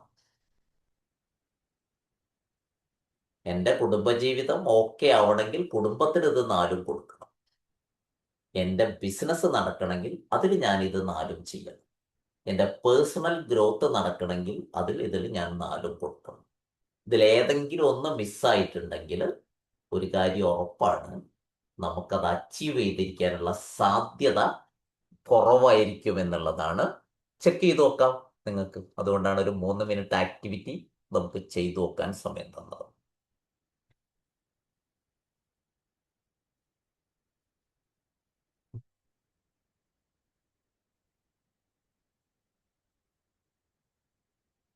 സാറേ ഇത്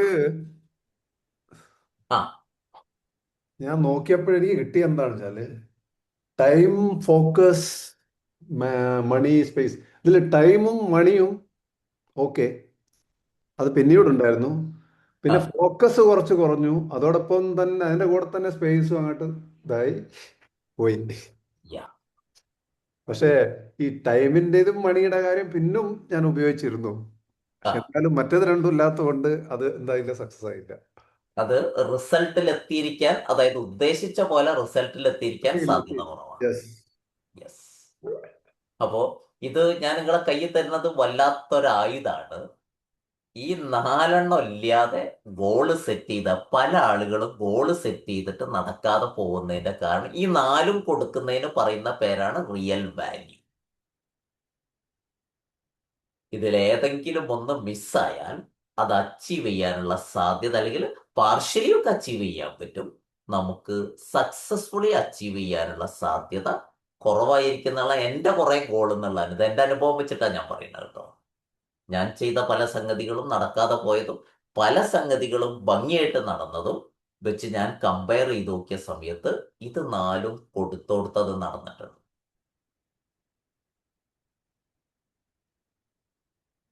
കൗൺസിലിംഗ് എക്സ്പീരിയൻസുകളും ഞാൻ ഈ പല ബ്രേക്കപ്പ് കേസുകൾ വരുമ്പോൾ ഇത് വെച്ച് ഒരു അനാലിസിസ് നടത്തുമ്പോൾ കൃത്യമായിട്ട് അവർക്ക് ബോധ്യപ്പെടുത്തി കൊടുക്കുക എന്തുകൊണ്ടാണ് തേച്ചിട്ട് പോയത്. പൈസ ഒക്കെ ചെലവാക്കാൻ റെഡി ആയിരിക്കും. അതേപോലെ തന്നെ നമ്മളുടെ ഫോക്കസ്, അതേപോലെ തന്നെ ടൈമിന്റെ കാര്യത്തിൽ കുറച്ചൊക്കെ കഴിയുമ്പോൾ എന്ത് ചെയ്യും, പ്രശ്നം വരും. ഇതിലേതെങ്കിലും എവിടെങ്കിലും പ്രശ്നം വരും. ഓക്കെ, എന്ത് ചെയ്യുന്നു? നിങ്ങൾ ഇതിനോട് യോജിക്കുന്നോ വിയോജിക്കുന്നോ? What you think? ഈ പറഞ്ഞത് do you agree I with? agree. I agree. Okay. And I will tell you also what I wrote. I don't mind sharing it. Last year's goal was to get a job. Now I'm working because I gave it time, money, focus. I studied a lot of things. Yeah. Focus and space. Alhamdulillah, I got a job. Diet. I went on a diet. That also I gave time, money, focus, and space. So I have reduced so many kilos compared to what I was. Then my daughter had to have a surgery, a major surgery, which we were planning for a long time. That also time, money, focus and space കൊടുത്തത് കൊണ്ട് അത് വളരെ ഭംഗിയായിട്ട് പൂർത്തീകരിക്കാൻ പറ്റി. പിന്നെ ഒരു exam എഴുതണമെന്ന് ഉണ്ടായിരുന്നു, അത് നടന്നിട്ടില്ല. ബിക്കോസ് അതിൽ മണി മാത്രം കൊടുത്തിട്ട് ബുക്സ് വാങ്ങിച്ചു, പക്ഷെ ടൈമും ഫോക്കസും സ്പേസും ഇതുവരെയ്ക്കും കൊടുത്തിട്ടില്ല. അതുകൊണ്ട് ആ പരീക്ഷ ഇതുവരെയ്ക്കും എഴുതിയിട്ടില്ല. അപ്പൊ അതാണ്. So it's accurate. I really appreciate this. Now I can use it. And even recently one case of marital conflict came. And കുറേ വർഷമായിട്ട് they are very close to me. Family friends ആണ്. പക്ഷെ recent I had to go 2 days back to speak with them. അപ്പൊ എനിക്ക് ഇപ്പൊ sir പറഞ്ഞത് വെച്ച് ഞാൻ ഒറ്റ സെക്കൻഡ് കൊണ്ട് അത് അനലൈസ് ചെയ്തപ്പോ ഇറ്റ്സ് വെരി ക്ലിയർ. അവിടെ ഈ ടൈമും ഇല്ല, മണിയും ഇല്ല, ഫോക്കസും ഇല്ല, സ്പേസും ഇല്ല. അതാണ് അവിടുത്തെ പ്രശ്നം. It's A very good tool. Last ചെയ്യില്ല, വളരെ മനോഹര, സിമ്പിൾ ആയിട്ട് അനലൈസ് ചെയ്യാൻ പറ്റിയ ഒരു സാധനമാണ്. മാത്രമല്ല നമ്മളെ മക്കൾക്കൊക്കെ ഗോൾ സെറ്റ് ചെയ്യുമ്പോൾ, ഇനി നിങ്ങൾ ഗോൾ സെറ്റിങ്ങിന്റെ ക്ലാസ് എടുക്കുമ്പോഴും പറഞ്ഞു കൊടുക്കേണ്ട ഏറ്റവും പ്രധാനപ്പെട്ട സാധനം ഇതാണ്: റിയൽ വാല്യൂ. ഫേക്ക് വാല്യൂ കുറച്ച് ദിവസത്തേക്കേ നമുക്ക് നമ്മളെ പറ്റിക്കാൻ പറ്റുള്ളൂ, ആളുകളെ പറ്റിക്കാൻ പറ്റുള്ളൂ, യാഥാർത്ഥ്യത്തിൽ പറ്റില്ല. ഡിഫറൻസ് ഓഫ് ഒപ്പീനിയൻ ഉണ്ടോ ആർക്കെങ്കിലും? ഇത് ഇങ്ങനെയല്ല എന്നുള്ള അഭിപ്രായം ഉണ്ടോ? ഇല്ല സർ, കറക്റ്റ് ആണ്. ഇതിനെയാണ് ഇതുപോലെ ലാസ്റ്റ് ഇയർ ഞാൻ ഇങ്ങനെ ഓരോ മാസം ഒരു 3 ബുക്ക് വായിക്കണം എന്ന് എപ്പം വിചാരിക്കലുണ്ട്. പക്ഷെ ടൈമും ഫോക്കസും ഒന്നും ഇല്ലാത്തതുകൊണ്ട് അതങ്ങ് പാളിപ്പോയി എന്നോട്. ഇപ്പാണ് സാറ് പറയുമ്പോൾ ക്ലിക്ക് ആവുന്നത്. ശരിക്കും ഇത്രത്തോളം നമ്മളിങ്ങനെ നോക്കി ചെയ്യുകയാണെങ്കിൽ നമ്മളെ ഗോൾ ശരിക്കും സക്സസ്ഫുൾ ആവുമായിരുന്നു. ഇത് നാലും ഇല്ലാതെ നടക്കില്ല. അതാണ് അതിന്റെ പ്രത്യേകത.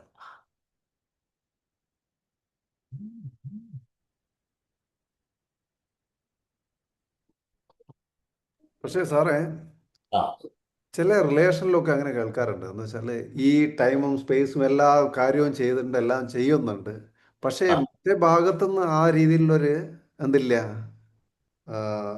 ഓപ്പറേഷൻ ഇല്ല, അതുകൊണ്ട് ശരിയാവുന്നില്ല എന്നുള്ള. യെസ്, അതിനല്ല ഇത് റീസൺ. രണ്ടാളും ഇത് രണ്ടും ചെയ്യണം, അപ്പോഴേ രണ്ട് റിലേഷൻഷിപ്പ്, ഭാഗത്തും അത് പറഞ്ഞു. ഓക്കെ, ഒരു റിലേഷൻഷിപ്പ് മുന്നോട്ട് പോകണമെങ്കിൽ രണ്ടാളും ഇതും ചെയ്യണം. അതാണ് അത്. വൺ സൈഡ് ആയതുകൊണ്ടാണ് ക്ലിയർ ആവുക. വൺ സൈഡ് ആയാൽ ഒരാൾക്ക് കുറച്ചു കാലം കഴിയുമ്പോൾ മടുക്കും. ഓക്കെ. നിങ്ങൾ ഇപ്പൊ റീസെന്റ്ലി ഞാൻ കണ്ടിട്ടുള്ള ഒരുപാട് എക്സ്ട്രാ മാരിറ്റൽ അഫയേഴ്സിന്റെ അടിസ്ഥാന കാരണങ്ങളിലൊന്ന് ഇവിടെ വരുന്ന പ്രശ്നം, ഇതില് വരുന്ന പ്രശ്നം. കാരണം ഈ എക്സ്ട്രാ മാരിറ്റൽ അഫയേഴ്സിൽ ഇത് നാലും എന്ത് ചെയ്യുമെന്ന് വെച്ച് കഴിഞ്ഞാൽ കുറച്ച കാലത്തേക്ക് കൊടുക്കാൻ ആളുണ്ടാവും. അപ്പൊ അതിൽ പോയിട്ട് വീഴും ആളുകൾ പലപ്പോഴും.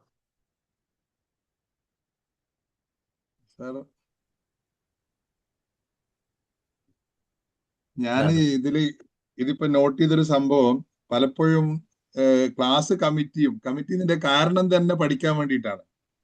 അപ്പോ ഒരു 2 ആഴ്ച ഉണ്ടാവും മിക്കവാറും. അപ്പോ ആദ്യത്തെ ഒരു 7 8 ദിവസം എന്റെ മൈൻഡിൽ അതിട്ട് ഇങ്ങനെ ഞാൻ ഉരുട്ടും. പക്ഷെങ്കിൽ ഇനിയിപ്പോ ഇനി 4 ദിവസം അല്ലെങ്കിൽ 3 ദിവസം ബാക്കിയുള്ള കരുതുമ്പോ അതേ ഡ്യൂട്ടി എല്ലാ സംഭവം ഉണ്ടാവും. പക്ഷെ ഞാൻ സമയവും കണ്ടെത്തും, എനിക്കതൊരു ഫോക്കസ് ഉണ്ട്, അതിനെപ്പറ്റി ഇങ്ങനെ ചിന്തിച്ചുകൊണ്ടേ ഇരിക്കുകയും ചെയ്യും, ബ്യൂട്ടിഫുൾ ആയിട്ട് ചെയ്യാനും പറ്റും. പക്ഷെ ആദ്യത്തെ ഒരു 8 9 ദിവസം ഈ പറഞ്ഞ ഒന്നും കൊടുക്കൂല, ടൈമും കൊടുക്കൂല, ഫോക്കസും കൊടുക്കൂല. പക്ഷെങ്കിൽ ഒരു 3 ദിവസം കൊടുക്കുമ്പോഴേക്ക് എവിടെ നിന്നാണ് സമയം വരുന്നത് നമുക്കറിയില്ല. എന്നാ മക്കളെ കാര്യം എല്ലാ കാര്യം ചെയ്യുകയും ചെയ്യും. അത് കൊടുത്താൽ മതി. ഇപ്പൊ എനിക്ക് ഈ 6, 7, 8 ഫെബ്രുവരി 3 ദിവസത്തെ CBTന്റെ വർക്ക്ഷോപ്പ് ഉണ്ട് കോഴിക്കോട്, ഓഫ്ലൈൻ വർക്ക്ഷോപ്പ്. ഞാനിപ്പോ അത് കഴിഞ്ഞ ആഴ്ച സ്റ്റാർട്ട് ചെയ്തു. 1 മണിക്കൂർ എവറി ഡേ അതിന്റെ പ്രസന്റേഷന്, അതിന്റെ മെറ്റീരിയൽസ് ഞാൻ ചെയ്തുകൊണ്ടിരിക്കുക. ഇപ്പൊ രാവിലെ 1 മണിക്കൂർ ഞാൻ ഓരോ കാര്യങ്ങൾക്ക് മാറ്റി വെക്കുന്നത്, ഈ സാധനം കഴിയുന്നത് വരെ എവറി ഡേ 1 അവർ ഞാൻ അതിനായിരിക്കും മാറ്റി വെക്കുന്നത്. അപ്പൊ എനിക്ക് ടെൻഷനില്ല, കാരണം ഞാൻ കണക്കൂട്ടി നോക്കിയപ്പോൾ അത് അന്നത്തേക്ക് അത് റെഡിയാവും. അപ്പൊ അതിന്റെ വർക്ക്ഷീറ്റ് ഉണ്ടാക്കണം, അതിന്റെ മെറ്റീരിയൽസ് ഉണ്ടാക്കണം, അതിന്റെ പവർ പോയിന്റ് പ്രസന്റേഷൻ ഉണ്ടാക്കണം. ഇങ്ങനെ നമ്മൾ എന്ത് ചെയ്യുന്നു, ചെയ്തു കഴിഞ്ഞാൽ നമുക്ക് സുഖമാണ്, ടെൻഷനില്ല. ലാസ്റ്റ് അവർ ടെൻഷൻ ഉണ്ടാവില്ല. ലാസ്റ്റ് അവർ ടെൻഷൻ എന്ന് പറയുന്നതാണ് നമ്മളെ പലപ്പോഴും നമ്മുടെ പെർഫോമൻസിനെ ബാധിക്കുന്ന പ്രധാനപ്പെട്ട ഒരു സംഗതി. ഇത് പ്രയോഗിച്ചു നോക്കുക. എന്നെ സംബന്ധിച്ചിടത്തോളം എനിക്ക് വളരെ ബ്യൂട്ടിഫുൾ ആയി തോന്നിയിട്ടുള്ളൊരു സാധനമാണ് ഈ സംഗതി. കാരണം ഞാൻ ഒരുപാട് കേസിലും സ്വന്തം ജീവിതത്തിലും ഒക്കെ ഉള്ളത് അനലൈസ് ചെയ്ത് നോക്കുമ്പോൾ ഇതിൽ എവിടെയെങ്കിലും ഫാൾട്ട് പറ്റിയോടത്തോളം നമുക്കത് അച്ചീവ് ചെയ്യാൻ പറ്റിയിട്ടുണ്ട്. അതുകൊണ്ട് ഇതങ്ങളെ കയ്യിൽ ഏൽപ്പിക്കുകയാണ്. TMFS, ടൈം, മണി, ഫോക്കസ്, അതേപോലെ തന്നെ സ്പേസ്. Use it. ഓക്കെ, അപ്പോൾ നമുക്ക് അവസാനിപ്പിക്കാം. Thank you so much. Good night. Thank you, sir. Good night. Thank you very much. Thank you Thank sir. you. Welcome.